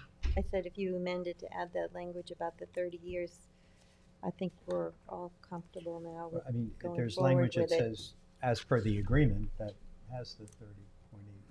Well, the agreement's gonna have the dollar amount too, and all the other things. I'm as fine with well. adding the amended language. Yeah, Tommy okay. John? Where do you add it? How do you add Where it? do we go? And, right, we're at the Council? dais, rewriting The last whereas clause, so long as the exemption remains in effect, so you could say for the period of 30 years and 8 months that the exemption is in effect. That's fine. Yeah, that's fine. And then Kim will get you the legal written Okay. change. I will reach out to the school superintendent. Do you want to make a motion to amend that? Yeah, I'll make a motion to amend it as stated by the supervisor. Would you repeat it, Supervisor? For the period of 30 years and 8 months that the exemption remains in effect. 30 years and 8 months from the issuance of the CO. All right, from the issuance of the CO by the town. Second? All in favor? Aye. Aye. And then I'm motion gonna say to no as amended. because And then, Same Uh, I second. think out of respect for the West Hampton superintendent, we should have a work session for her. But I am for affordable housing. I agree, but we will have more work Yeah, session yeah. to go through the Yeah, if we want input specifics. before we sign the agreement, I mean, if that's a compromise. then So on the motion as amended, all in favor? Second. Oh, Oh. That was the same second. sorry, aye. My motion's all in favor, right? Aye. Aye. Okay. Bill, are you a yay or nay on that? No. No? Remember, we'll have the work session. Yes. for sure. Okay. Oh, Page boy. 29. Next. Town Board Resolution 1490 of 2024 to authorize, co-sponsor with Councilmember Uselli, to authorize the acquisition of 2 properties from Suffolk County pursuant to New York State General Municipal Law 72H for affordable housing purposes. Second. On the motion, I want just to get clarification on the 72H because, you know, this is to purchase housing from the county for affordable housing in Riverside and in Flanders and in Hampton Bays. And I just, unless that's required with a 72H, Yeah. I don't see the harm in letting it go and let somebody build market rate homes. So is anybody here that could? Kara's here. Oh, and Christine is here also. Yeah, and What's the, I mean, the question What, is, if we didn't buy it, can someone else purchase it from the county I and believe build it's- I market believe rate, they- or is 72H required that it's gotta be yeah. affordable, in which Yeah. case we might as well do it so we know I we're see gonna what do you're it saying. well. Did the county, when they, because I believe these properties, and correct me if I'm wrong, these properties were, the county already sold these at auction, okay, I'm getting a nod of it. Yeah. Was the condition of the sale that they be used for affordable housing? Let's That's- The Suffolk County Administrative Code requires it, that's how they do their program. Well, yeah, okay, on these particular ones, not on every. One of the reasons why I brought this forward is that Yes. these properties Not on then, every property, though. if I could, one of the reasons why I brought this forward is that these 72H properties could in fact be put into our buyer benefit program to remain affordable into the future. Right, affordable in perpetuity, correct, right. If they go to the market, they will not be affordable in perpetuity, or they don't have to be affordable in perpetuity. A developer can purchase them, construct a home on them, sell them at market rate, and then, you know, it would continue. But if the town elects to purchase the properties, we can work with the developer, maybe the housing authority, to develop the properties, and then they would be sold to affordable buyers, and that would stay on in perpetuity. Well, Would you briefly describe our buyer benefit program that I referred to? Sure. So we have a buyer benefit program that, Sorry, Go ahead, please. Excuse me. I had asked you a question, but you were talking, my apologies. sure. So we have a buyer benefit program within the town where we have certain properties that remain affordable in perpetuity. And the way that we do that is we put a lien on the property. It's a silent mortgage. There are no payments on that mortgage, but it's the difference between the appraised value of the property and what the property is sold at that affordable rate. This keeps that property safe so that somebody can't, the owner of that property can't go out and sell it on the open market at market rate. When the time comes for that property to be resold, the town gets notification through that mortgage document, and the town has the time period to find an affordable buyer to purchase that unit. We usually send an email blast out to everyone on our housing registry. We find a qualified buyer, and then it goes on. You know, we have 4 in my office in the last couple of months that have gone through that process. And the value does go up based on AMI, annual AMI, over that time. So the buyer who goes into this program does make some money off of that real estate sale. Correct. So the owner of the property is allowed to make a profit. We take the price that they paid on the date that they paid it, and we put it into a Consumer Price Index CPI calculator, and we come up with a price. Certain improvements that they make to the property, they also are allowed to be reimbursed for that as well. So, you know, they can earn equity in the property, and it's sold, you know, to the next buyer in that fashion. So these properties were sold at the county auction. They had the affordable housing restriction on them? No. Oh, they weren't, okay. Good. Correct, right. So So the way it works is the county auctions off these properties, but the town has a right to notify the county that they're interested in certain properties. The housing department elected to notify the county about 2 of them, one being in Hampton Bays and one being in Flanders. The properties went to auction. There were winning bidders on those. And now that if you all elect to acquire these properties, the county will now sell these properties to the town at the upset price, and with the restriction that they be built for affordable housing. And so that process of selling it to the municipality, that changed recently, right? Yes, it did. Yep. There was a time period where the county did just offer the properties to the townships.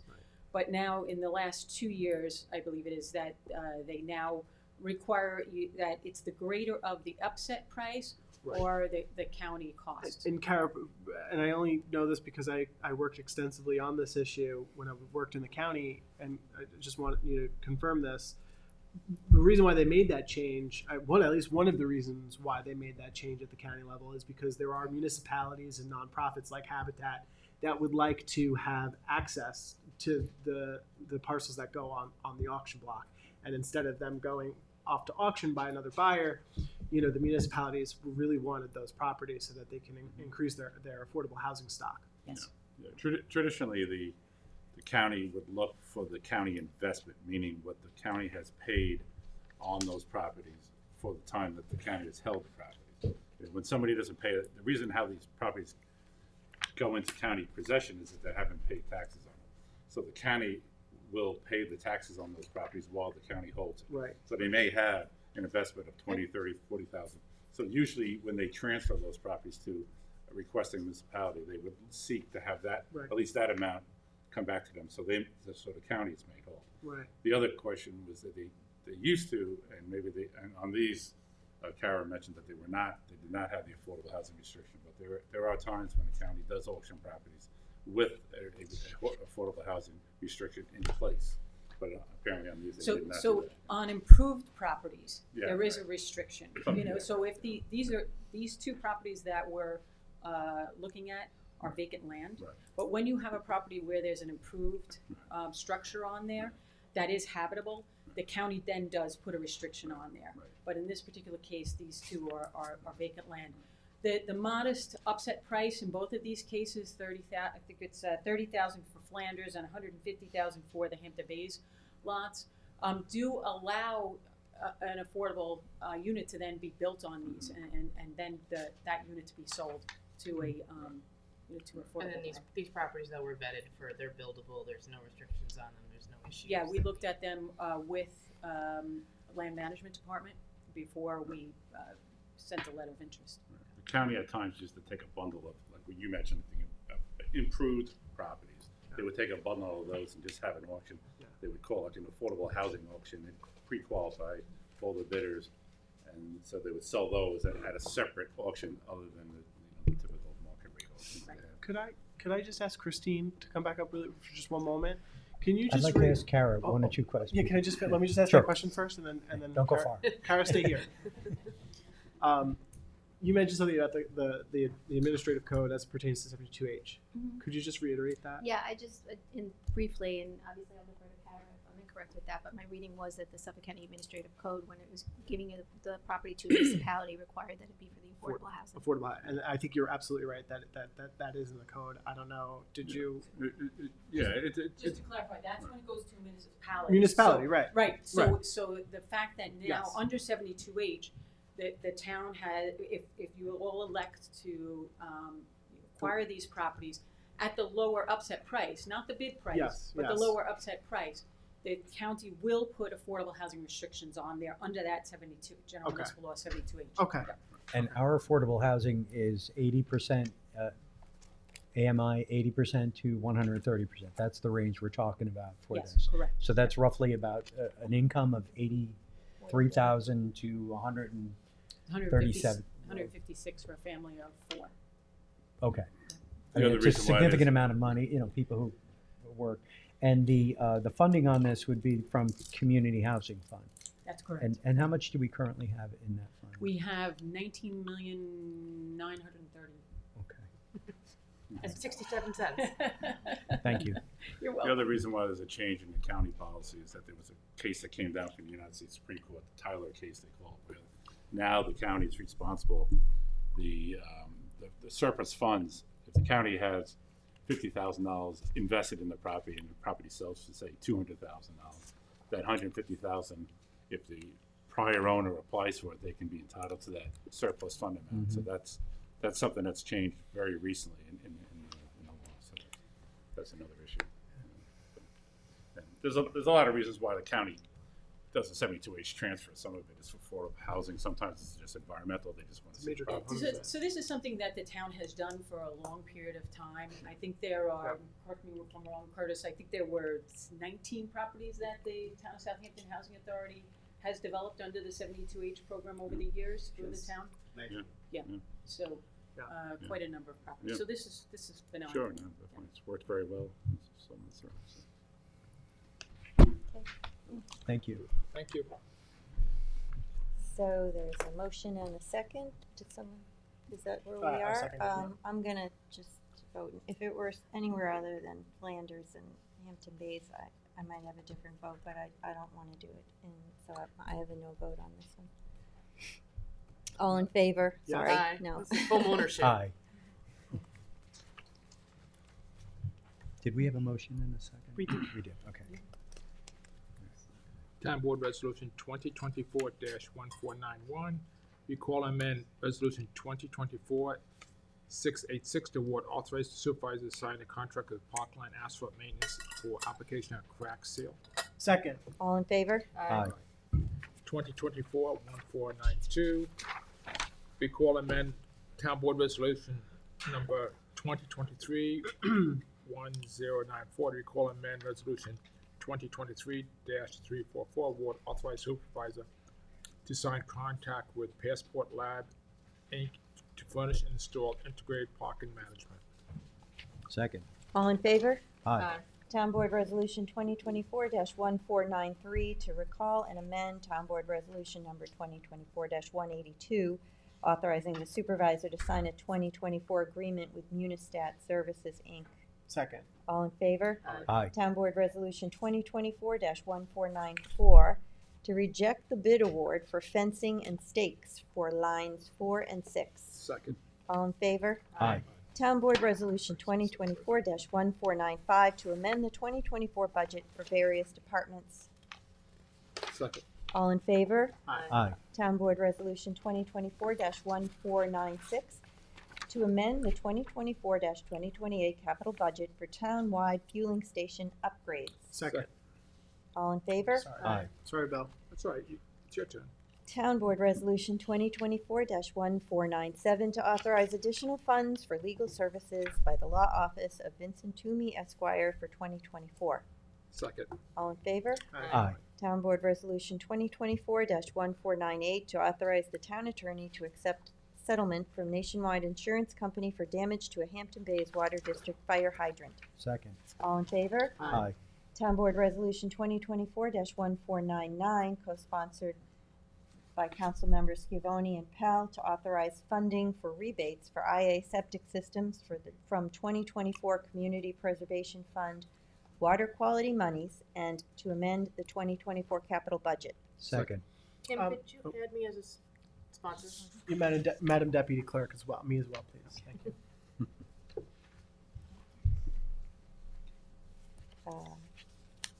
We voted on that, right, Kim? Not yet. All in favor? Aye. Aye. Aye.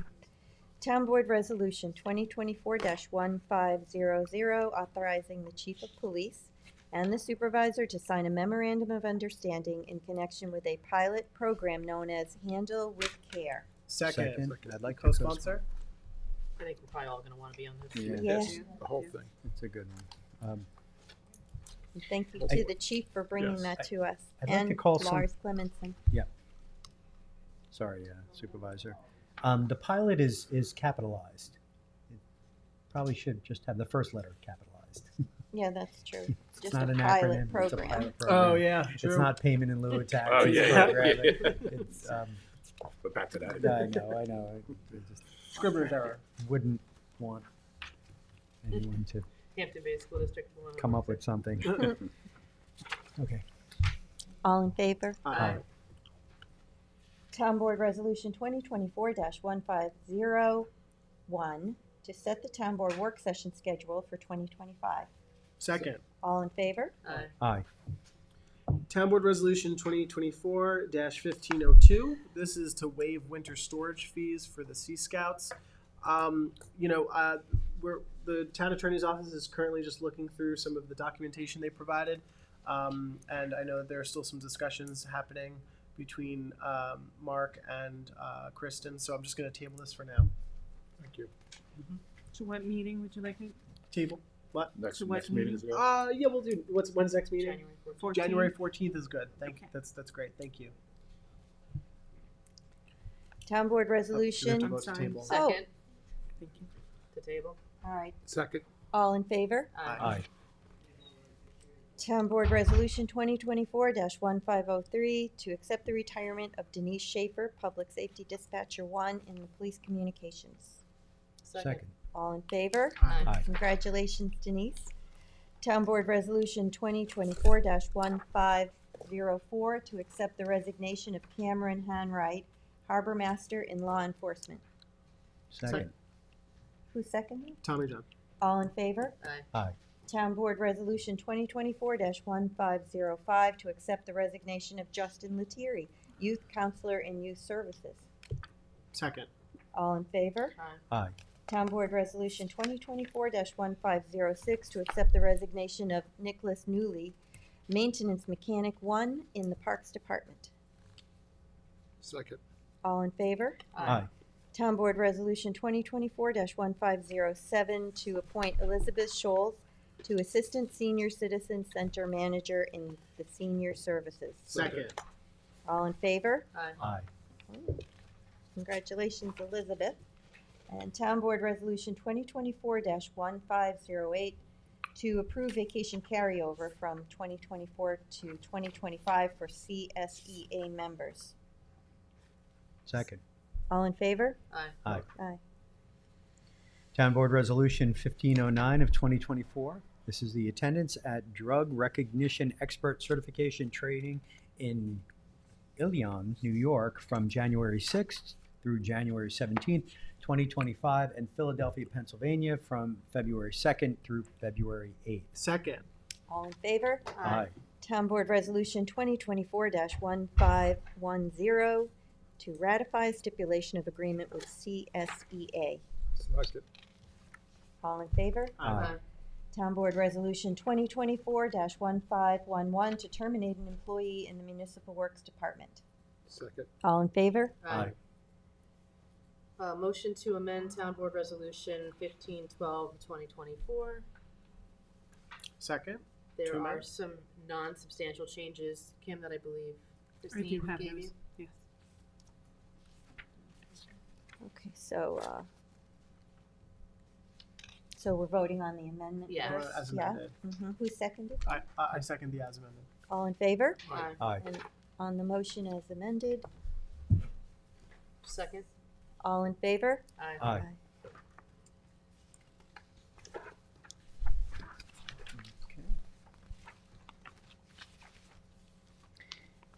Town Board Resolution 1513 of 2024, co-sponsored with Supervisor Moore. This is a notice of public hearing to consider historic landmark designation of the property recognized as Theophilus A. Brower Jr. Pine Wold Park, located at 59 Montauk Highway in West Hampton. Apologies for the name. Second.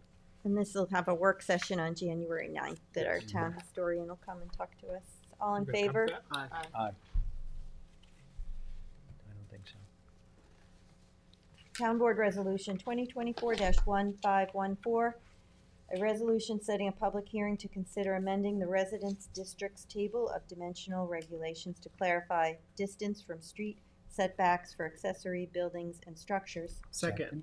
This is Katie Garvin gave us a presentation at the work session. Yep. All in favor? Aye. Town Board Resolution 2024-1515, a resolution setting the public hearing to consider amending the town code as it relates to height and pyramid calculations. Second. Katie also presented on this at the prior work session. All in favor? Aye. Town Board Resolution 2024-1516, a resolution setting a public hearing to consider amending the town code 330-183.4 to correctly reference the section on the screening of dumpsters. Second. And that's just housekeeping. All in favor? Aye. And Town Board Resolution 2024-1517, which is a resolution setting a public hearing to consider amending Town Code Article 16, non-conforming uses, buildings, and structures in connection with certificates for pre-existing non-conforming uses. Second. And Katie presented on that one also. All in favor? Aye.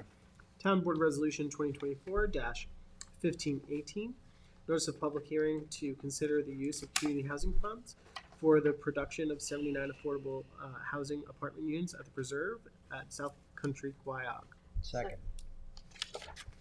Co-sponsored with Councilman Scavone and Councilwoman McNamara. All in favor? Aye. Town Board Resolution 2024-1519, co-sponsored by the entire board. A declaration of interest regarding the transfer of lands from Suffolk County for properties located at 9, 10, and 11 Old Noyak Path, Noyak, and Lakeside Drive, North Sea. Second. All in favor? Aye. Okay, and then we have our walk-ons.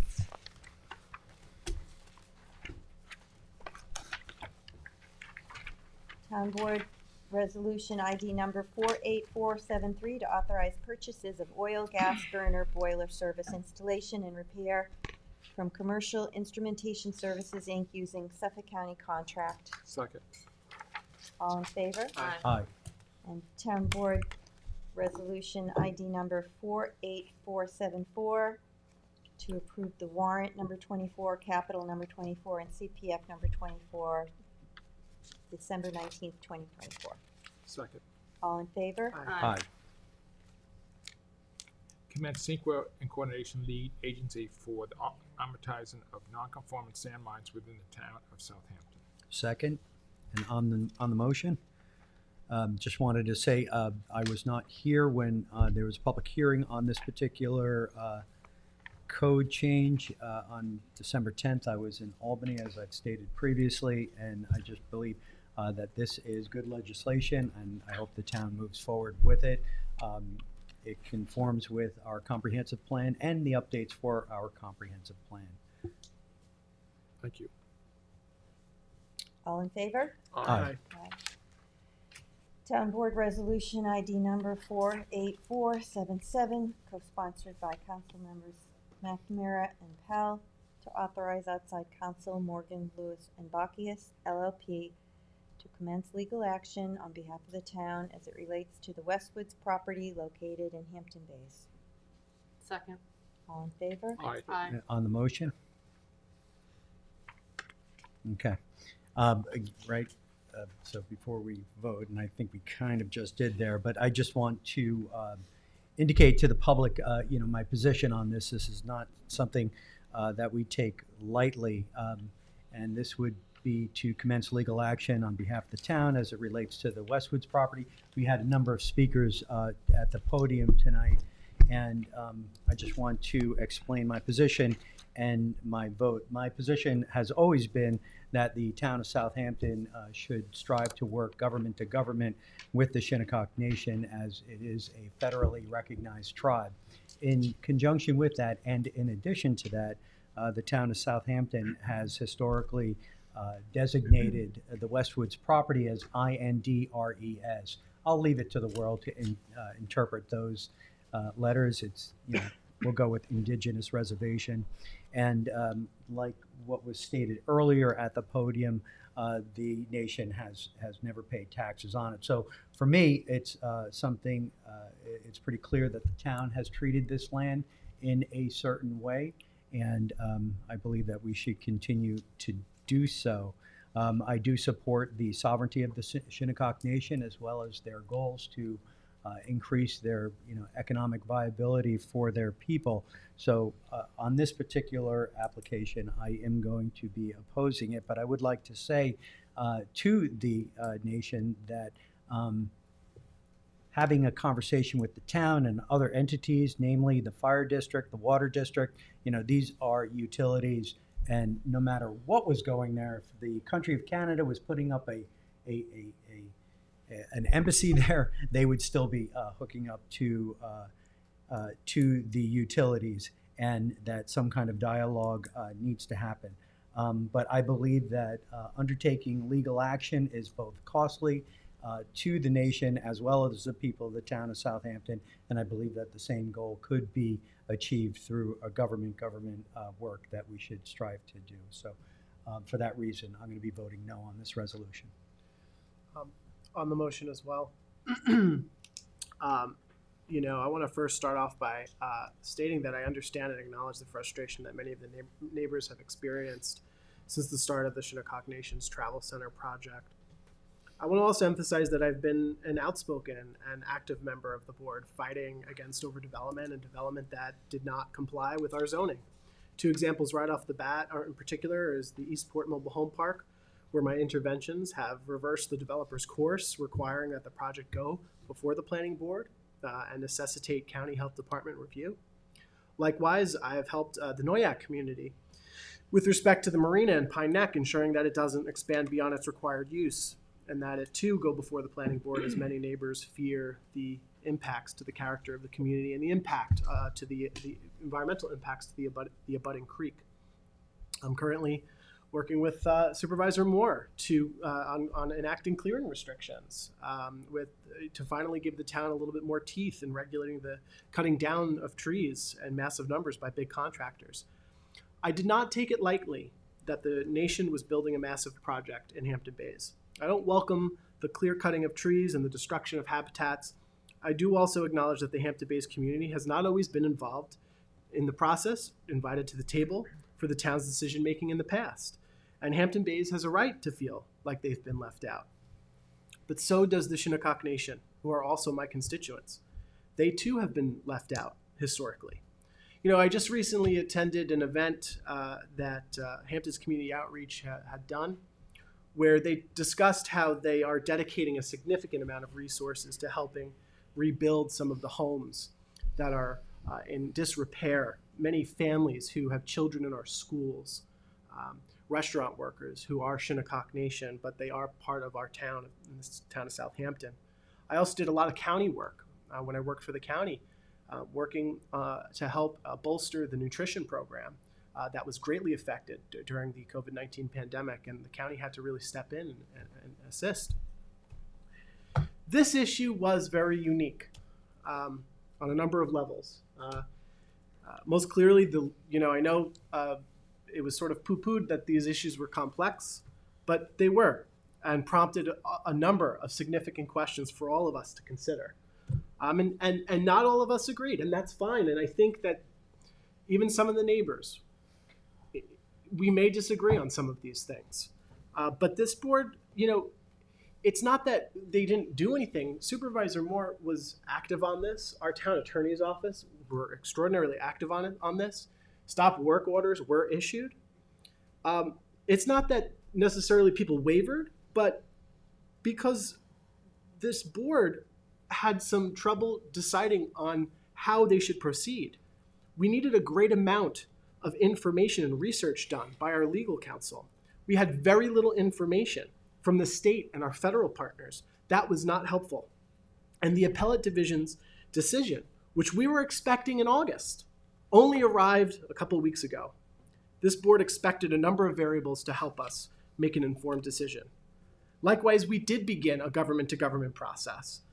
While myself and some of my colleagues met with the Shinnecock tribal members periodically beforehand, officially, the working group that we created only had one meeting. It was my hope and others that we'd continue those efforts to get concessions on both sides and allow our planning team and engineer to evaluate the full scope of the project. That said, I will also add that I believe that the Shinnecock Nation also should have provided more deference in our conversations. And I believe maybe they should have been more engaged in terms of residential outreach to the neighbors. I respect my colleagues' choice today to bring action against the Shinnecock Nation. I know this hasn't been an easy one for some of them, especially since the Shinnecock is federally recognized. But I want to say that my position today has been informed by 3 distinct points so that everybody understands my position, and I know Councilman Scavone agrees with some of these. The litigation today, because we heard from folks that are now saying, well, now we have to get on enforcement. The demand by the neighbors has so far been that we have to enact litigation. This litigation today does not mean the nation stops construction. Since 2019, we know that the state wrestled with the Shinnecock for years, leading up to just last week with the decision. Number 2, it's my understanding that this will cost the town anywhere between $800,000 to $3 million a year approximately. I just don't think many people understand the financial and budgetary consequences that there are because of issuing this suit. Not all of the people of the town want to see the nation go through this litigation. I understand that some do. All this considered, why don't we just require the nation and the contractor to go, now that we have the state decision, to go through an official submission process with our town planning board in tandem with the county, especially now that we have a legal standing with the state.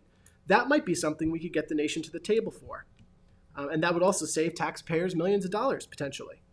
We do that with other developers and other contractors who have done illegal work. After they've ignored stop work orders or they continue destroying the environment, putting neighbors' safety at risk, they always say that's the cost of doing business here in Southampton. Well, we've made them go through the appropriate channels after they've disregarded the law. We have bad actors. That's what we do. I also worry, and this is my 3rd point, because of how we've treated this parcel historically. It was mentioned, Suffolk County tax maps dating back to the 70s when our county government was formed indicate the zoning as, quote, Indian reservation. And I have some of those here. Here's one from the county, Shinnecock Indian Reservation. Here's another one, Shinnecock Indian Reservation. And our own GIS information, which shows that it has not been taxed. These are important issues to look at and consider when making a decision of this magnitude. Despite my vote today, because I understand that some may disagree with my vote, and that's okay, the town of Southampton will take action against the Shinnecock Nation. I truly hope there is a resolution, and that both the neighbors' needs are met quickly, and also the nation comes to the table. I hope that the state court operates swiftly, and I hope that the nation recognizes that despite all of this, we must continue to work together. However, the aforementioned issues for me are glaring, and that leaves me troubled for the future of the town, and I just really hope that we could all get along to find a solution that will work for all. So I will oppose this. Thank you. I'll just briefly say that, I don't think anybody arrived at their decision, be it yes or no, in an easy manner. I think it was very difficult for all of us, as obviously a lot of you think that we didn't come to this conclusion quickly enough. That being said, I've always said since this project began that I believe that, I would like to see something built there that is whatever is legally able to be built there. And unfortunately, there is still a question as to whether or not that parcel is subject to local zoning. And as long as that position remains on the table and isn't settled by a court of law, it basically just moves the can down the road for the next board and potentially the next board to deal with this. And I believe it's time for everybody to have an answer, and maybe that's not in the town's favor, and maybe it is. But either way, I think, we owe it to everyone, all of our constituents, to finally answer the question of what is legally permitted on that property. And that I take that, duty seriously, and I think now is the time to, as things continue, and it's, did we do this at the casinos, and then it was the billboards, and now it's the travel plaza, and then it's the next project, and, we're gonna have this level of animosity and hatred and fight, and we just need to know once and for all what is the use, and we can all move forward from there. And I think as long as that issue settles, sits there unsettled and there's arguments to be made on either side, it's just gonna continue to have this strife within the town, and I think it needs to be settled once and for all. Yeah, and the hope is this litigation will do that.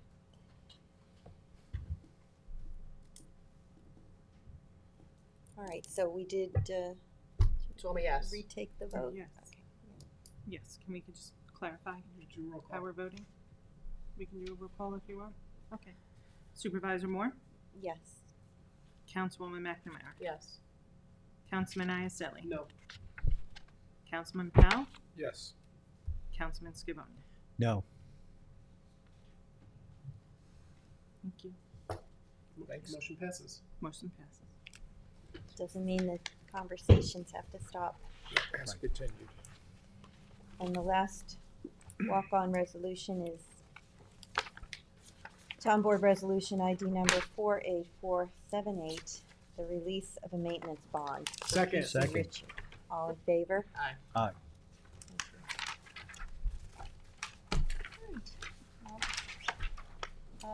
Thank you all for coming tonight. Happy holidays, happy Hanukkah, Merry Christmas, Thank you. and I hope we have a peaceful New Year. Thank you, Board, for the proclamation. You're It was very all Maria. welcome. That was And all Maria. I move Yeah. to Thank you, Maria. close the meeting. Second. All in favor? Aye. Aye.